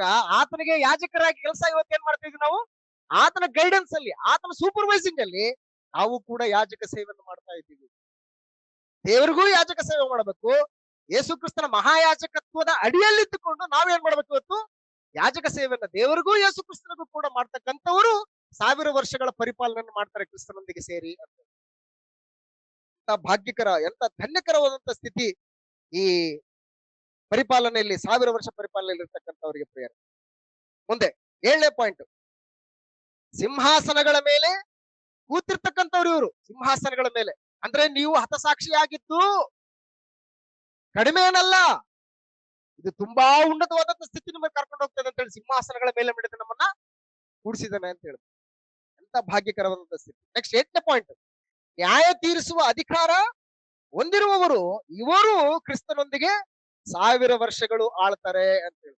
ಹಾಗಾದ್ರೆ ಇದೇನಿದು? ಇದು ಶಾಶ್ವತವಾದಂತ ರಾಜ್ಯ. ಆಳ್ವಿಕೆ ಅನ್ನುವಂಥದ್ದು ಏನಂದ್ರೆ ಶಾಶ್ವತವಾದಂತ ರಾಜ್ಯ. ಇದು ಆ ರಾಜ್ಯ ಯಾವುದು? ಕ್ರಿಸ್ತನು ಸ್ವರಕ್ತ ಕೊಟ್ಟು ಸಂಪಾದನೆ ಮಾಡಿಕೊಂಡಂತ ಸಭೆನೇ ಆ ರಾಜ್ಯ. ಅದಕ್ಕೆ ಲೂಕನ್ ಬರೆಸುವಾರ್ತೆ 1ನೇ ಅಧ್ಯಾಯ 31ನೇ ವಚನದಲ್ಲಿ ಗಬ್ರಿಯಲ್ ದೇವದೂತ ಕನ್ಯಾಮರಿಯಳ ವಿಷಯದಲ್ಲಿ ಆತನು ಹೇಳ್ತಕ್ಕಂಥ ವಿಶೇಷವಾದಂತ ಮಾತು ಯೇಸು ಕ್ರಿಸ್ತನ ವಿಷಯವಾಗಿ. ಲೂಕನ್ ಬರೆಸುವಾರ್ತೆ 1ನೇ ಅಧ್ಯಾಯ 31ನೇ ವಚನದಲ್ಲಿ, ನೀನು ಗರ್ಭಿಣಿಯಾಗಿ ಒಬ್ಬ ಮಗನನ್ನು ಹೆರುವಿ, ಆತನಿಗೆ ಯೇಸುವೆಂದು ಹೆಸರಿಡಬೇಕು. ಆತನು ಮಹಾಪುರುಷನಾಗಿ ಪರಾತ್ಪರನ ಕುಮಾರನೆನಿಸಿಕೊಳ್ಳುವನು. ಇದಲ್ಲದೆ ದೇವರಾಗಿರುವ ಕರ್ತನು ಆತನ ಮೂಲಪಿತನಾದ ದಾವೀದನ ಸಿಂಹಾಸನವನ್ನು ಆತನಿಗೆ ಕೊಡುವನು. ಆತನು ಯಾಕೋಬನ ವಂಶವನ್ನು ಏನ್ ಮಾಡ್ತಾನಂತೆ? ಸದಾಕಾಲ ಆಳುವನು ಅಂತ. ಎಂಡಿದೆ ಅದಕ್ಕೆ? ಎಂಡಿಲ್ಲ. ಕ್ರಿಸ್ತನೊಟ್ಟಿಗೆ ಆಳ್ತಕ್ಕಂಥವ್ರಿಗೆ ಟರ್ಮ್ಸ್ ಇಲ್ಲ. 1000 ವರ್ಷ ಆದ್ಮೇಲೆ ನಿಮ್ಮ ಆಳಿಕೆ ಮುಗಿತು ಅನ್ನೋದಿಲ್ಲ. ಭೂಮಿ ಮೇಲೆ ಇರ್ತಕ್ಕಂಥ ಸರ್ಕಾರಗಳಿಗೆ 5 ವರ್ಷ ಇರ್ತದೆ. 5 ವರ್ಷ ಇರ್ತದೆ ಅಷ್ಟೇನೆ. 5 ವರ್ಷದಲ್ಲಿ ನೀನು ಎಷ್ಟೇ ಒಳ್ಳೆ ಕಾರ್ಯ ಮಾಡಿದ್ರು ಕೂಡ ಮತ್ತೆ ಎಲೆಕ್ಷನ್ ನೀನು ಏನ್ ಮಾಡ್ಬೇಕು? ಬರಬೇಕು ನೀನು ಅಷ್ಟೇನೆ. ಆದ್ರೆ ಕ್ರಿಸ್ತನ ಒಂದು ಆಳ್ವಿಕೆ ಇದೆಯಲ್ಲ, ಅದು 1000 ವರ್ಷ ಅಂತಂದ್ರೆ ನಿರಂತರವಾದಂತಹ ಆಳ್ವಿಕೆ. ಅದೇ ಶಾಶ್ವತವಾದಂತಹ ರಾಜ್ಯ. ಈ ರಾಜ್ಯಕ್ಕೆ ಅಂತ್ಯ ಇಲ್ಲ. ಈ ರಾಜ್ಯ ಎಲ್ಲಿವರೆಗೂ ಇರುತ್ತೆ ಅಂತಂದ್ರೆ ಸೂರ್ಯನಿರುವವರೆಗೂ ಚಂದ್ರನಿರುವವರೆಗೂ ಅಂತ ಹೇಳಿ. ಸೂರ್ಯ ಚಂದ್ರ ಇರುವವರೆಗೂ ಕೂಡ ಈ ರಾಜ್ಯ ಶಾಶ್ವತವಾಗಿ ನಡೀತಾ ಇರ್ತದೆ ಅಂತ ಹೇಳ್ತಾರೆ. ಕೀರ್ತನೆಗಳ ಗ್ರಂಥ 89ನೇ ಕೀರ್ತನೆಯಲ್ಲಿ ಈ ವಿಷಯ ನಮಗೆ ಗಮನಕ್ಕೆ ಬರ್ತದೆ. ಕೀರ್ತನೆಗಳ ಗ್ರಂಥ 89ನೇ ಕೀರ್ತನೆ 35ರಿಂದ 37ನೇ ವಚನ. ನನ್ನ ಪವಿತ್ರದಲ್ಲಿ ಆಣೆ ಇಟ್ಟು ಒಂದು ಸಂಗತಿ ಹೇಳಿದ್ದೇನೆ, ಅದರ ವಿಷಯದಲ್ಲಿ ಅದೇನಂದ್ರೆ ಅವನ ಸಂತತಿಯು ಶಾಶ್ವತವಾಗಿರ್ತದೆ, ಅವನ ಸಿಂಹಾಸನವು ಸೂರ್ಯನಂತ ನನ್ನ ಎದುರಿನಲ್ಲಿ. ಯಾವ್ದ ಸಂತಾನ? ಸಂತಾನ ಯಾವುದು? ದಾವೀದನ ಸಂತತಿ ಯಾವುದು? ಯೇಸು ಕ್ರಿಸ್ತನು, ಮೆಸ್ಸಿಯನು. ಆತನ ಸಂತತಿ, ಆತನ ರಾಜಸಿಂಹಾಸನ ಶಾಶ್ವತವಾಗಿ ನನ್ನ ಮುಂದಿರ್ತೇನೆ. ನಾನು ಪವಿತ್ರತ್ವದಲ್ಲಿ ಆಣೆ ಇಟ್ಟಿಟ್ಟು ಹೇಳ್ತೀನಿ ಅಂತ ಹೇಳ್ತಾನೆ. ಯಾರು ಹೇಳ್ತಕ್ಕಂಥ ಮಾತಿದು? ದೇವ್ರು ಹೇಳ್ತಾ ಇದ್ದಾನೆ. ನಾನು ಪವಿತ್ರತ್ವದಲ್ಲಿ ಆಣೆ ಇಟ್ಟು ಹೇಳ್ತಾ ಇದ್ದೀನಿ ಅಂತ ಹೇಳ್ತಾ ಇದ್ದಾನೆ. ಕ್ರಿಸ್ತನ ರಾಜ್ಯಕ್ಕೆ ಅಂತ್ಯವೇ ಇಲ್ಲ. ಈ ಸಭೆಗೆ ಅಂತ್ಯ ಇಲ್ಲ. ಹಾಗಾಗಿ ನೀನು ಹತಸಾಕ್ಷಿನ ಆಗ್ತಿದ್ಯಾ? ತಲೆ ಕೆಡಿಸ್ಕೋಬೇಡ. ನೀನ್ ಏನು ನಷ್ಟ ಆಗಲ್ಲ. ನಿನಗೆ ಏನು ಧೃತಿಗಡಬೇಡ. ನಿನಗೆ ನಿರಂತರವಾಗಿ 1000 ವರ್ಷಗಳ ಕಾಲ ನೀನು ಕ್ರಿಸ್ತನೊಂದಿಗೆ ನೀನು ಆಳ್ತಿದ್ದೀನಿ ನೀನು ಅಂತ. 1000 ವರ್ಷ ಅಂದ್ರೆ ನಿರಂತರ ತಲೆಯಲ್ಲಿ ಇರ್ಬೇಕು. ಅದು 1000 ವರ್ಷ ಅಂದ್ರೆ ಮತ್ತೆ ಲಿಟ್ರಲ್ ಆಗಿ ಬರಬಾರ್ದು. ನಾವು ಲಿಟ್ರಲ್ ಆಗಿ ಬರಬಾರ್ದು. ಹಾಗಾಗಿ ಪರಿಸ್ಥಿತಿ ಇದು. ಸೊ 1000 ವರ್ಷ ಕ್ರಿಸ್ತನ ಒಂದು ಶಾಶ್ವತ ರಾಜ್ಯವನ್ನು ಸೂಚಿಸ್ತದೆ. ಇದು ಕರ್ತನಿಗಾಗಿ ಹತಸಾಕ್ಷಿಗಳಾಗಿರುವಂತವರ ಧನ್ಯಕರವಾದಂತ ಸ್ಥಿತಿ. ಇದು ಹತಸಾಕ್ಷಿಗಳು ಸೈತಾನನನ್ನು ಶಾಶ್ವತವಾಗಿ ಸೋಲಿಸಿದ್ದಾರೆ ಎಂಬ ಸತ್ಯವನ್ನು ಒತ್ತಿ ಹೇಳುವುದಕ್ಕಾಗಿನೇ ಅವರು 1000 ವರ್ಷಗಳ ಕಾಲ ರಾಜ್ಯ ಪಾಲನೆ ಮಾಡುವರು ಅಥವಾ ಮಾಡಿದರು ಎಂದು ಹೇಳಲಾಗ್ತಾ ಇದೆ. 1000 ವರ್ಷ ಆಳಿದರೆ ಅಂದ್ರೆ ಅರ್ಥ ಏನಂತಂದ್ರೆ ಶಾಶ್ವತವಾಗಿ ಸೈತಾನನನ್ನು ಏನ್ ಮಾಡಿದಾರೆ? ಅವರು ಸೋಲಿಸ್ಬಿಟ್ಟಿದ್ದಾರೆ. ಸೋಲಿಸಿ ಕ್ರಿಸ್ತನೊಂದಿಗೆ ಇವತ್ತು ಆಳ್ತಾ ಇದ್ದಾರೆ ಅಂತ ಹೇಳಿ ಒತ್ತಿ ಹೇಳೋದಕ್ಕೋಸ್ಕರನೇ 1000 ವರ್ಷಗಳ ಪಾಲನೆ ಅನ್ನುವಂಥದ್ದನ್ನ ಇಲ್ಲಿ ಹೇಳಲಾಗ್ತಾ ಇದೆ. ಇದನ್ನ ನಾವು ತಿಳ್ಕೋಬೇಕು. ಅದನ್ನ ಬಿಟ್ಬಿಟ್ಟು 1000 ವರ್ಷ ಬಂದು ಇಲ್ಲಿಂದ ಯಾರೆಲ್ಲ ತನ್ನ ಪ್ರಜೆಗಳಾಗಿರ್ತಾರೋ, ಯಾರೆಲ್ಲ ಆತನಿಗೋಸ್ಕರ ಹತಸಾಕ್ಷಿಗಳಾಗಿರ್ತಾರೋ ಅವ್ರೆಲ್ಲ ಕರ್ಕೊಂಡು ಹೋಗಿ ಮಧ್ಯಾಕಾಶದಲ್ಲಿ 7 ವರ್ಷಗಳ ಕಾಲ ದೊಡ್ಡ ಔತಣನ ಮಾಡ್ಕೊಂಡ್ರು, ಉಂಡ್ರಿ ಕುಡ್ರಿ ಅಂತೇಳಿ ಸಂತೋಷ ಪಟ್ಟು ಆ 1000 ವರ್ಷಗಳ ತೀರಿದ ಮೇಲೆ ಮತ್ತೆ ಇಲ್ಲಿಗೆ ಬಂದು ಇವೆಲ್ಲ ಏನಿವು? ದೇವರ ವಾಕ್ಯ ಒಪ್ಪದೇ ಇರ್ತಕ್ಕಂಥ ಉಪದೇಶಗಳಿವೆಲ್ಲ. ಆತ್ಮ ಸಂಬಂಧವಾದಂತ ದೃಷ್ಟಿಕೋನದಲ್ಲಿ ಯೋಹಾನನು ಏನ್ ಹೇಳ್ತಾ ಇದ್ದಾನೆ? ಆ ರೋಮ ಸಾಮ್ರಾಜ್ಯಾಧಿಕಾರದಲ್ಲಿ ರೋಮ ಮತ ಮತ್ತು ಸಾಮ್ರಾಜ್ಯಾಧಿಕಾರವನ್ನು ಬಳಸಿಕೊಂಡಂತ ಸೈತಾನನು ಯಾವ ರೀತಿ ಉಗ್ರ ರೋಷವುಳ್ಳವನಾಗಿ ಕ್ರೈಸ್ತರಿಗೆ ದಂಡೆತ್ತಿ ಹೋಗ್ತಾ ಇದ್ದಾನೋ, ಅಂತಹ ಒಂದು ದಂಡನೆಗೆ, ಅಂತಹ ಒಂದು ಕ್ರಿಸ್ತನ ಒಂದು ಪರಿಪಾಲನೆಗೆ ವಿರುದ್ಧವಾಗಿ ದೇವಜನರು ಹೋಗದೆ ಕ್ರಿಸ್ತನ ಪರಿಪಾಲನೆಗೆ ಅಧೀನರಾಗಿದ್ಕೊಂಡು ನಮಗಂತೂ ಬದುಕುವುದಂದ್ರೆ ಕ್ರಿಸ್ತನೇ, ಸಾಯುವುದು ನಮಗೆ ಲಾಭನೇ ಅಂತ ಹೇಳ್ಬಿಟ್ಟು ನೀನೇ ನಾನು ಕೊಂದಾಕು ಅಂತೇಳಿ ಶಿರಚ್ಛೇದನಕ್ಕೂ ಕೂಡ ಅವ್ರು ಹಿಂಜರಿಯದೆ ಹತಸಾಕ್ಷಿಗಳಾಗಿದ್ದಂತವರಿಗೆ ಸಿಗುವಂತ ದೊಡ್ಡ ಭಾಗ್ಯ ಯಾವ್ದಂತಂದ್ರೆ 1000 ವರ್ಷಗಳ ಪರಿಪಾಲನೆ. ನೀವು ಆಳ್ತೀರಿ, ನೀವು ಆಳ್ತೀರಿ, ನೀವು ಪುನರುತ್ಥಾನ ಆಗ್ಬಿಡ್ತೀರಿ. ನೀವು ನಿಮ್ಮ ಶರೀರಗಳು, ನಿಮ್ಮ ದೇಹಗಳು ಎಬ್ಬಿಸಲ್ಪಡ್ತಾ ಇದ್ದಾವೆ, ಕ್ರಿಸ್ತನೊಂದಿಗೆ ಸೇರಿ ನೀವು ಪರಿಪಾಲನೆ ಮಾಡ್ತೀರಿ ಅನ್ನುವಂತಹ ಒಂದು ಧನ್ಯಕರವಾದಂತಹ ಸ್ಥಿತಿಯನ್ನ ಇವತ್ತೇನ್ ಮಾಡ್ತಾ ಇದ್ದಾನೆ ಗ್ರಂಥಕರ್ತನು ಹೇಳ್ತಾ ಇದ್ದಾನೆ. ಹಾಗಾಗಿ ನೀವು ತೃಪ್ತಿಗೆಡಬೇಡಿ, ನೀವು ಎಚ್ಚರವಾಗಿರ್ರಿ, ನೀವು ನಂಬಿಕೆಯನ್ನ ಕಾಪಾಡಿಕೊಳ್ಳಿ, ನಿಮ್ಗೆ ದೊಡ್ಡದಾದ ಲಾಭ ಇದೆ, ನೀವೇನು ನಷ್ಟ ಹೊಂದುವಂತದ್ದಿಲ್ಲ ಅನ್ನುವಂತ ಒಂದು ಸಂದೇಶ ಏನ್ ಮಾಡ್ತದೆ ಹೇಳ್ತಕ್ಕಂಥ ಮಾತು. ಹಾಗಾಗಿ ಮುಂದುವರೆದ ಭಾಗದಲ್ಲಿ ಇವರು ಪುನರುತ್ಥಾನ ಹೊಂದಿದ್ರು ಅಂತ ಹೇಳ್ತಾರೆ ನೋಡಿ, ಗಮನಿಸಿ.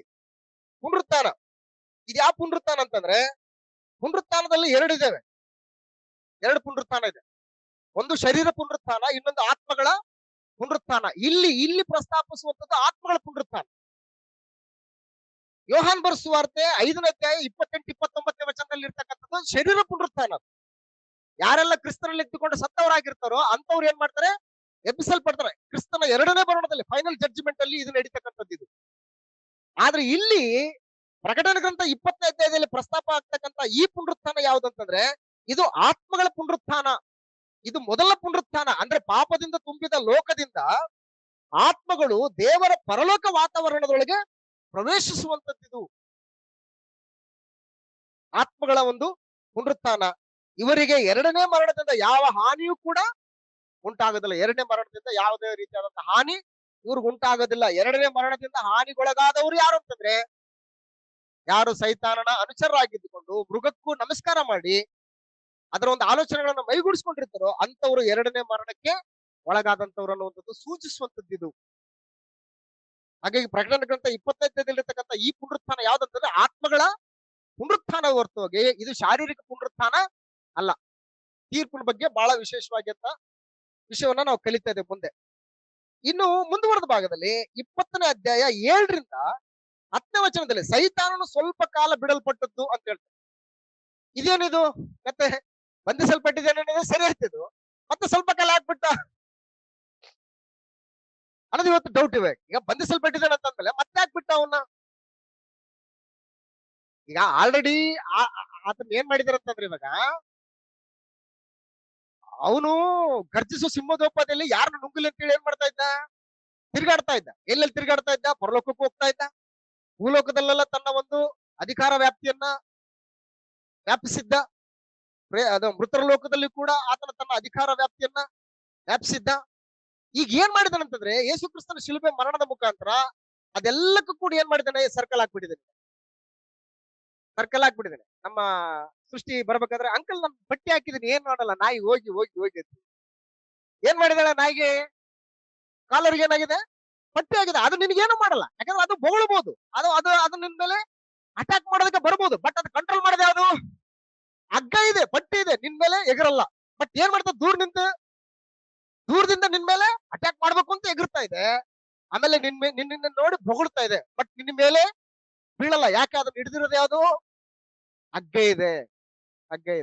ಸೊ ಹಾಗಾಗಿ ಸೈತಾನನು ಸಂಪೂರ್ಣವಾಗಿ ಸೋತಿದ್ದಾನಂತಂದ್ರೆ ಇನ್ನು ಮೋಸಗೊಳಿಸುವುದಕ್ಕೆ ಅವನ ಕೈಲೇ ಆಗೋದಿಲ್ಲ. ಆದ್ರೆ ಅವನ್ ಸರ್ಕಲ್ ಅಲ್ಲಿ ಇದ್ದುಕೊಂಡು ಏನ್ ಮಾಡ್ತಾನೆ, ಜನರನ್ನ ಪ್ರವೋಕ್ ಮಾಡ್ತಾನೆ. ಯಾರು ಈ ಸರ್ಕಲ್ ಒಳಗೆ ಹೋಗ್ತಾರೋ ಅವ್ರನ್ನ ಮಾತ್ರ ಅವ್ರು ಏನ್ ಮಾಡಲ್ಲ, ಬಿಡಲ್ಲ. ಇದು ಇಂಪಾರ್ಟೆಂಟ್.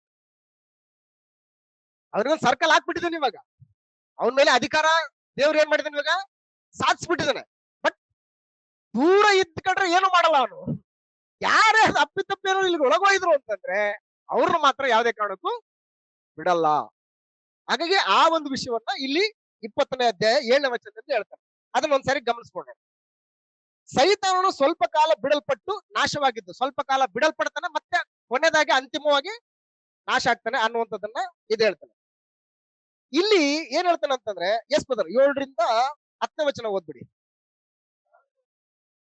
ಆ 1000 ವರ್ಷ ಅಂದ್ರೇನು, full continue year, long term, ತೀರದ ಮೇಲೆ ಅಂತ ಹೇಳ್ತಾನೆ. ನೆಕ್ಸ್ಟ್ ಇಲ್ಲಿ ಒಂದು ವಿಷಯ ಪ್ರಸ್ತಾಪ ಆಗುತ್ತೆ, ಗೋಗ್ ಮಾಗೋಗ್ ಎಂಬ ಜನಾಂಗಗಳನ್ನ ಮರಳುಗೊಳಿಸಿ ಅಂತ ಹೇಳಿ. ಸ್ವಲ್ಪ ಕಾಲ ಬಿಡಲ್ಪಟ್ಟ ಮೇಲೆ ಸೈತಾನನು ಏನ್ ಮಾಡ್ತಾನೆ ಅಂದ್ರೆ, ಪುನಃ ಈ ಭೂಮಿಗೆ ಬಂದು ಸ್ವಲ್ಪ ಕಾಲ ಬಿಡಲ್ಪಡ್ತಾನೆ, ಮತ್ತೆ ಈ ಬಂಧನದಿಂದ ಬಿಡಲ್ಪಟ್ಟು ಈ ಭೂಮಿಗೆ ಬರ್ತಾನಂತೆ. ಬಂದು ಏನ್ ಮಾಡ್ತಾನೆ, ಗೋಗ್ ಮಾಗೋಗ್ ಜನಾಂಗಗಳನ್ನ ಏನ್ ಮಾಡ್ತಾನಂತೆ, ಮರಳುಗೊಳಿಸಿ ಅವರನ್ನ ತನ್ನ ಪಕ್ಷವಾಗಿ ಇಟ್ಕೊಂಡು ಯುದ್ಧಕ್ಕೆ ಪ್ರೇರೇಪಿಸಿ ದೇವಜನರ ಮೇಲೆ ಏನ್ ಮಾಡ್ತಾನಂತೆ, ಯುದ್ಧಕ್ಕೆ ಬರ್ತಾನಂತೆ. ಬಂದಾಗ ನೆಕ್ಸ್ಟ್ ಪರಲೋಕದಿಂದ ಬೆಂಕಿ ಬಿದ್ದು ಅವರೆಲ್ಲರನ್ನು ಕೂಡ ನಾಶ ಮಾಡಿ ನಿತ್ಯವಾದಂತ ನಾಶನಕ್ಕೆ ತಗೊಂಡು ಹೋಗ್ತಾನೆ ಅನ್ನುವಂಥದ್ದನ್ನ ಈ 7ನೇ ವಚನದಿಂದ 10ನೇ ವಚನದವರು ಸೂಚಿಸ್ತಾರೆ. ಈ ಗೋಗ್ ಮಾಗೋಗ್ ಅನ್ನುವಂಥದ್ದನ್ನ ಏಜ್ಕೇಲ ಗ್ರಂಥ 37, 38ನೇ ಅಧ್ಯಾಯದಿಂದ ತೆಗೆದುಕೊಂಡಿದ್ದಾನೆ. 38, 39ನೇ ಅಧ್ಯಾಯ ಏಜ್ಕೇಲ ಗ್ರಂಥ 38ನೇ ಅಧ್ಯಾಯ ಮತ್ತು 39ನೇ ಅಧ್ಯಾಯದಲ್ಲಿ ಇರ್ತಕ್ಕಂಥ ವಿಷಯಗಳನ್ನ ತೆಗೆದುಕೊಂಡಿದ್ದಾನೆ ಅನ್ನುವಂಥದ್ದನ್ನ ನಾವು ಗಮನಿಸ್ತೀವಿ. 38ನೇ ಅಧ್ಯಾಯ ಏಜ್ಕೇಲ ಗ್ರಂಥ 38ನೇ ಅಧ್ಯಾಯ 1, 2ನೇ ವಚನದಲ್ಲಿ, ಯೆಹೋವನು ಈ ವಾಕ್ಯವನ್ನು ನನಗೆ ದಯಪಾಲಿಸಿದನು, ನರಪುತ್ರನೇ, ರೋಷಿನವರನ್ನು, ಮೆಷೇಕಿನವರನ್ನು, ತೂಬಲಿನವರನ್ನು ಆಳುವ ಮಾಗೋಗ್ ದೇಶದ ದೊರೆಯಾದ ಗೋಗನ ಕಡೆಗೆ ಮುಖ ಮಾಡಿ ಅವನಿಗೆ ಈ ದೈವೋಕ್ತಿಯನ್ನ ನುಡಿ ಅಂತ ಹೇಳ್ತಾರೆ. ಗೋಗ್ ಮಾಗೋಗ್ ಅನ್ನುವಂಥದ್ದನ್ನ ಇಲ್ಲಿಂದ ತೆಗೆದುಕೊಂಡಿದ್ದಾನೆ. ಒಟ್ಟಾರೆ ಈ ಜನಗಳು ಏನೇ ಇದ್ರು ಕೂಡ ಈ ಜನಗಳನ್ನ ಅವರಿಗೆ ಹೋಲಿಸಿ ಅಂತವ್ರನ್ನ ಏನ್ ಮಾಡ್ತಾನೆ, ಮರಳುಗೊಳಿಸಿ ಏನ್ ಮಾಡ್ತಾನೆ, ತನ್ನ ಒಂದು ಪಕ್ಷದಲ್ಲಿ ಇಟ್ಕೊಂಡು ತನ್ನ ಸ್ಟ್ರೆಂತ್ ಮಾಡ್ಕೊಂಡು ಏನ್ ಮಾಡ್ತಾನೆ, ದೇವ ಜನರ ಮೇಲೆ ಯುದ್ಧಕ್ಕೆ ಹೋಗ್ತಾನೆ ಅಂತ. ಈಗ ಮರಳುಗೊಳಿಸ್ಬೇಕಲ್ಲ, ಈಗ ಮರಳುಗೊಳಿಸುವಂತದ್ದೇ ಅವ್ರಿಗಿರ್ತಕ್ಕಂಥ ಆಯುಧ. ಈಗ ಆಲ್ರೆಡಿ ಅವೆಲ್ಲವನ್ನು ಕೂಡ ಯೇಸು ಕ್ರಿಸ್ತನ್ ಏನ್ ಮಾಡಿದಾನೆ, ಲಯ ಮಾಡಿ ಶಾಶ್ವತವಾಗಿ ಸೋಲಿಸ್ಬಿಟ್ಟಿದ್ದಾನೆ. ಈಗ ತನಗಿರ್ತಕ್ಕಂಥ ಈ ಆಯುಧಗಳನ್ನೇ ಬಳಸ್ಕೊಂಡು ಯಾರೆಲ್ಲ ಈ ಆಯುಧಗಳಿಗೆ ಸೋತೋಗ್ತಾರೋ ಅಂತವ್ರನ್ನ ಏನ್ ಮಾಡ್ತಾನೆ, ತನ್ನ ಬಳಿಯಲ್ಲಿ ಇಟ್ಕೊಂಡು ಇವ್ರನ್ನ ಪಕ್ಷದಲ್ಲಿ ಇಟ್ಕೊಂಡು ಏನ್ ಮಾಡ್ತಾನೆ, ದೇವ ಜನರ ಮೇಲೆ ಯುದ್ಧಕ್ಕೆ ಹೋಗುವಂಥದ್ದು. ಹಾಗಾಗಿ ಈ ಪರಿಸ್ಥಿತಿಯನ್ನ ಪ್ರಕಟಣೆ ಗ್ರಂಥ 11:8 ಯಾವ ರೀತಿಯಾಗಿ ಆತ್ಮ ಸಂಬಂಧವಾಗಿ ಸೊದೋಮ್ ಮತ್ತು ಗೋಮರ ಪಟ್ಟಣಗಳನ್ನ ಉಪಯೋಗಿಸಿದನೋ ಅದೇ ರೀತಿ ಇಲ್ಲಿ ಗೋಗ್ ಮಾಗೋಗ್ ಅಂತಕ್ಕಂಥವುಗಳನ್ನ ಆತ್ಮ ಸಂಬಂಧವಾಗಿ ಇಲ್ಲಿ ಬಳಸ್ಕೊಂಡಿದ್ದಾನೆ. ಪ್ರಕಟಣೆ ಗ್ರಂಥ 11ನೇ ಅಧ್ಯಾಯ. ಆ ಪಟ್ಟಣಕ್ಕೆ ಗೂಢಾರ್ಥವಾಗಿ ಸೊದೋಮ್ ಎಂತಲೂ ಐಗುಪ್ತ ಎಂತಲೂ ಏನದು ಗೂಢಾರ್ಥವಾಗಿ ಏನ್ ಮಾಡ್ತಾ ಇದ್ದಾನೆ, ಅಲ್ಲಿ ಹೆಸರಿಡ್ತಾ ಇದ್ದಾನೆ. ಯಾವ ಹೆಸರಿಡ್ತಾ ಇದ್ದಾನೆ, ಸೊದೋಮ್ ಮತ್ತು ಐಗುಪ್ತ. ಸೊದೋಮ್ ಅಂದ್ರೆ ಯಾವುದಕ್ಕೆ ಸೂಚನೆ ಅದು? ಸೊದೋಮ್ ಗೊಮರ ಪಟ್ಟಣ ಅನೀತಿ, ಭ್ರಷ್ಟಾಚಾರ, ದೇವರ ಮೇಲೆ ಭಯಭಕ್ತಿ ಇಲ್ದಿರ್ತಕ್ಕಂಥದ್ದು, ಚಿಕ್ಕವರನ್ನಂಗಿಲ್ಲ ದೊಡ್ಡವರನ್ನಂಗಿಲ್ಲ, ಎಲ್ಲರೂ ಕೂಡ ಮುಗಿಬಿದ್ದು ನಮಗೆ ಹೊಸ ಟೇಸ್ಟ್ ಬೇಕು, ನಿಮ್ ಮನೆಗೆ ಯಾರು ಬಂದಿದ್ರೆ ಅವ್ರು ಕಳಿಸ್ಕೊಡಿ, ನಾವು ಅವ್ರನ್ನ ಅನುಭವಿಸ್ಬೇಕನ್ನುವಂತ ಒಂದು ದುಷ್ಟ ಆಲೋಚನೆ ಅದು ಸೊದೋಮಿಗೆ ಸೂಚನೆ ಆಗಿದೆ. ಐಗುಪ್ತ ಯಾವುದಕ್ಕೆ ಸೂಚನೆ ಆಗಿದೆ? ದಾಸತ್ವಕ್ಕೆ ಸೂಚನೆ ಇದೆ, ಗುಲಾಮಗಿರಿಗೆ ಸೂಚನೆ ಇದೆ. ಇಸ್ರಾಯೇಲ್ 430 ವರ್ಷಗಳ ಕಾಲ ಹೆಚ್ಚು ಕಡಿಮೆ ಐಗುಪ್ತ ದೇಶದಲ್ಲಿ ಗುಲಾಮರಾಗಿತ್ತು. ತಮ್ಮನ್ನು ತಾವು ಸಂಪೂರ್ಣವಾಗಿ ಐಗುಪ್ತರಿಗೆ ಅಧೀನಪಡಿಸಿಕೊಂಡಿದ್ರು.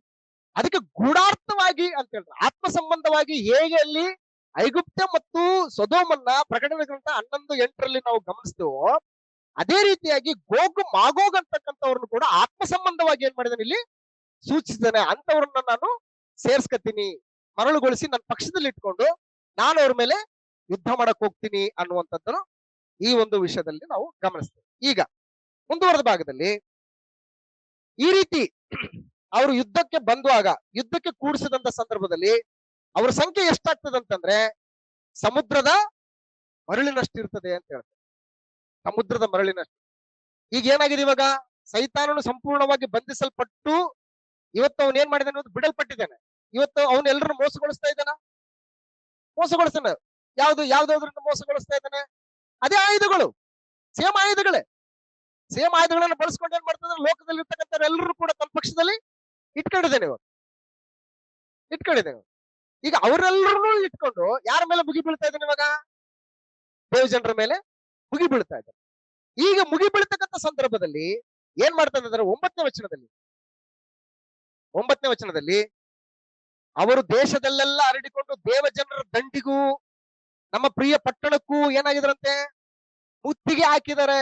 ದೇವ ಜನರಿಗೂ ಮತ್ತು ಪ್ರಿಯ ಪಟ್ಟಣಕ್ಕೂ. ಪ್ರಿಯ ಪಟ್ಟಣ ಯಾವುದು? ಸಭೆಗೆ ಅವರು ಮುತ್ತಿಗೆ ಹಾಕಿದ್ದಾರೆ. ಸಭೆ ಮೇಲೆ ದಂಡೆತ್ತಿ ಬರ್ತಾ ಇದ್ದಾರೆ. ಇವತ್ತು ದಂಡೆತ್ತಿ ಬಂದು ಮುತ್ತಿಗೆ ಹಾಕ್ತಾ ಇದ್ದಾರೆ. ಮುತ್ತಿಗೆ ಅಂದ್ರೆ ಏನು? ಎಸ್ಬುದ ಸುಮ್ನೆ ಮುತ್ತಿಗೆ ಅಂತಂದ್ರೆ ಗಿಡದ ಏನಾಗುತ್ತ, ಗರಿ ಇಲ್ಲ ಗರಿ ಬಿತ್ತು. ಓಕೆ, ಗಾಯದಲ್ಲಿ ಬಿತ್ತ ಅಂತ. ಓಕೆ, ಮುತ್ತಿಗೆ ಅಂತಂದ್ರೆ ಅರಸನಾದಂತ ಹಿಜ್ಕೀಯ ಚರಿತ್ರೆ ಗೊತ್ತಲ್ವಾ?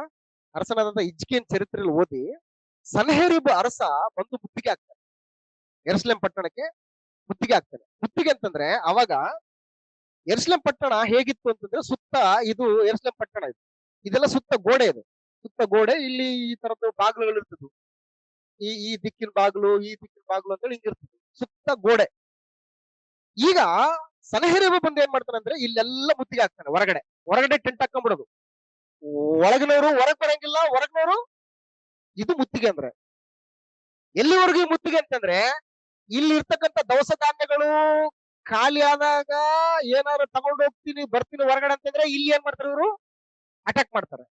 ಇಲ್ಲ ನಾವ್ ಇಲ್ಲೇ ಸತ್ತೋಗ್ತೀವಿ ಅಂತಂದ್ರೆ ಅವ್ರು ಏನ್ ಮಾಡ್ಬೇಕು ಅಲ್ಲೇ. ಇದು ಮುತ್ತಿಗೆ ಅಂತಂದ್ರೆ. ಅಂದ್ರೆ ಒಂದೇ ಸಾರಿ ಕೊಲ್ಲೋದಲ್ಲ ಇದು. ಏನು ಹೇಳೋದು, ಚಿತ್ರಹಿಂಸೆ ಕೊಟ್ಟು ಕೊಟ್ಟು ಕೊಟ್ಟು ಏನ್ ಮಾಡೋದು, ಸಾಯಿಸ. ಇದು ಮುತ್ತಿಗೆ ಅಂತಾರೆ, ಇದು ಮುತ್ತಿಗೆ ಅಂತಾರೆ. ಅದಕ್ಕೆ ನೀವು ನೋಡಿ ಯೆರೆಮೀಯನ ಗ್ರಂಥ, ಪ್ರಲಾಪಗಳ ಪುಸ್ತಕದಲ್ಲಿ ಏನ್ ಹೇಳ್ತಾನೆ ಅಂತಂದ್ರೆ, ಈ ಮುತ್ತಿಗೆ ಹಾಕಿದಾಗ ಯೆರೂಸಲೇಮಿನ ಒಂದು ಪರಿಸ್ಥಿತಿಗಳು ಹೆಂಗಿತ್ತು ಅನ್ನೋದನ್ನ ಅಲ್ಲಿ ವ್ಯಾಖ್ಯಾನ ಮಾಡ್ತಾರೆ.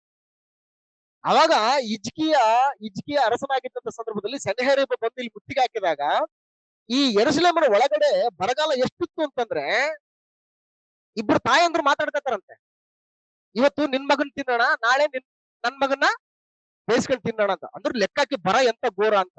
ತಾಯಿ ತನ್ನ ಹೆತ್ತ ಮಗುನ್ನ ತಿನ್ಬೇಕು ಅಂತಂದ್ರೆ ಈ ಮುತ್ತಿಗೆ ಎಷ್ಟು ಡೇಂಜರಸ್ ಅನ್ನೋದನ್ನ ಅರ್ಥ ಮಾಡ್ತಾರೆ. ಆಮೇಲೆ ಇನ್ನು ಮುಂದುವರೆದ ಭಾಗದಲ್ಲಿ ಪಾರಿವಾಳದ ಮಲ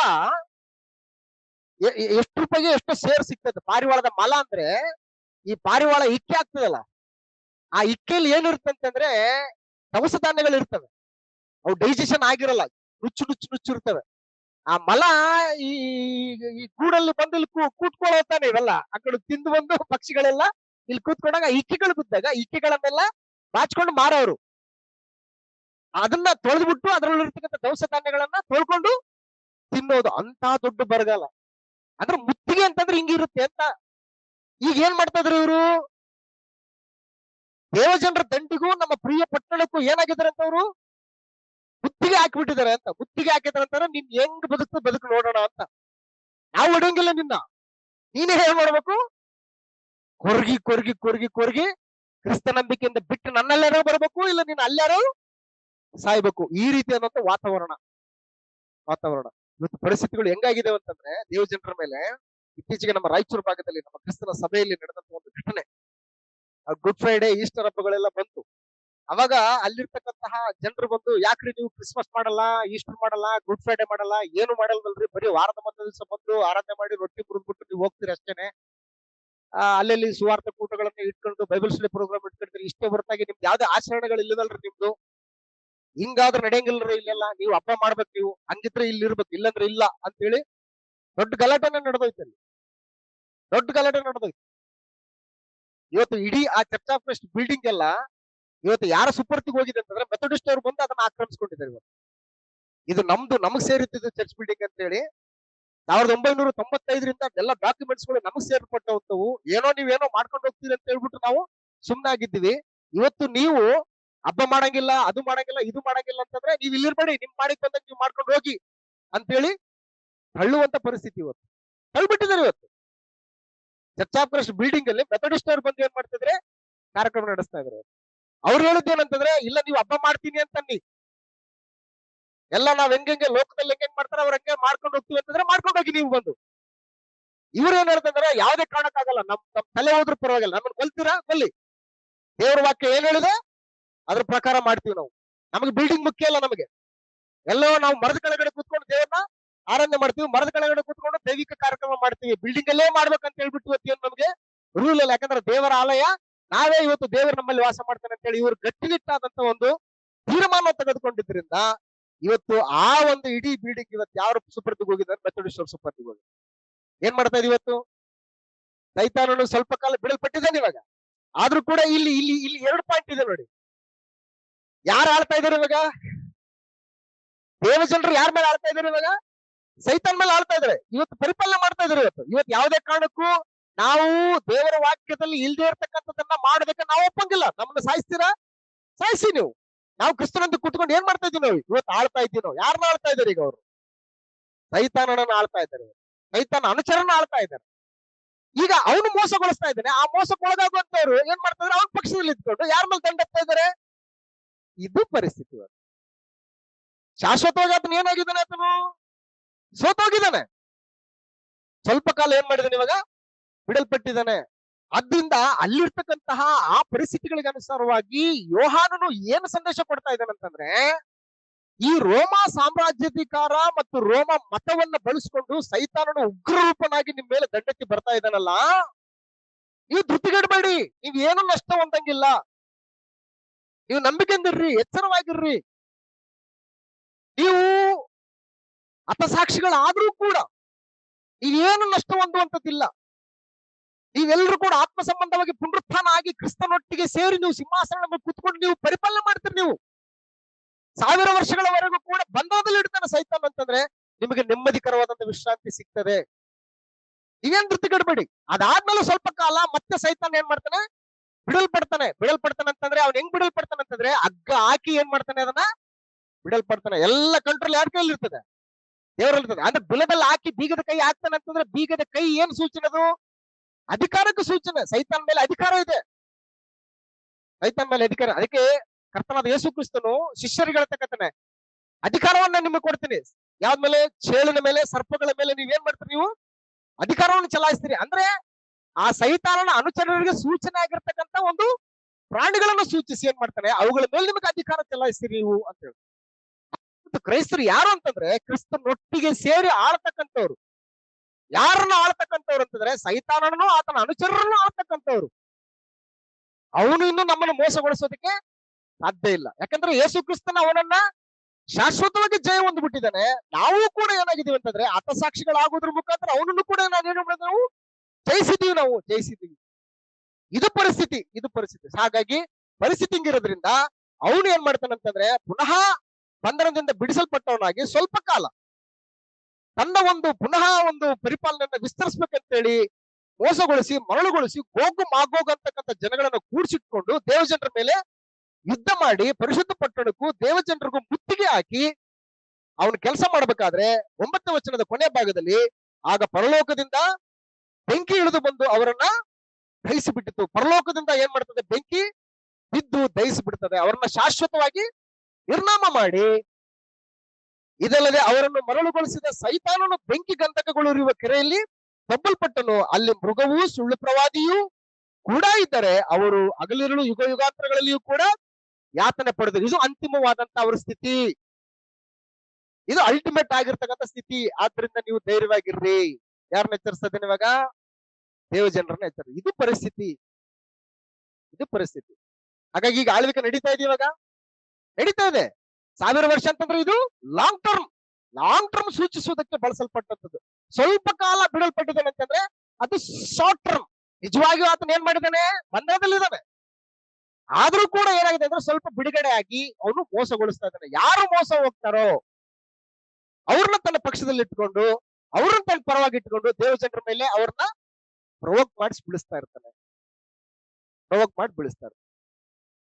ಇತ್ತೀಚೆಗೆ ಒಂದು ಸುಪ್ರೀಂ ಕೋರ್ಟ್ ಅಲ್ಲಿ ಆರ್ಡರ್ ಪಾಸ್ ಆಯ್ತು.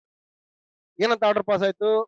SC ST ಗಳಾಗಿರ್ತಕ್ಕಂಥವ್ರು ಕ್ರಿಶ್ಚಿಯನ್ಸ್ ಗಳಾದ್ರೆ SC ST ಗೆ ಬರ್ತಕ್ಕಂತ ಎಲ್ಲಾ ಸದುಪಯೋಗಗಳು ತೆಗೆದಾಕ್ಬಿಟ್ಟಿದೀವಿ ಅಂತೇಳಿ ಸುಪ್ರೀಂ ಕೋರ್ಟ್ ಜಡ್ಜ್ಮೆಂಟ್ ಬಂತು.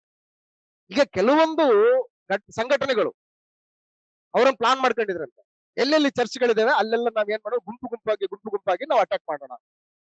ಅಟ್ಯಾಕ್ ಮಾಡೋದು ಹೆಂಗೆ ಅಂತಂದ್ರೆ ಸುಮ್ಮನೆ ಹೋಗಿ ಅವ್ರ ಸರ್ಟಿಫಿಕೇಟ್ ತೋರಿಸೋದಷ್ಟೇ, ಸರ್ಟಿಫಿಕೇಟ್ ಕೇಳೋದಷ್ಟೇ. ನಾವು ಅವ್ರ ಸರ್ಟಿಫಿಕೇಟ್ ಕೇಳೋಣ. ಇದೇನಿದು?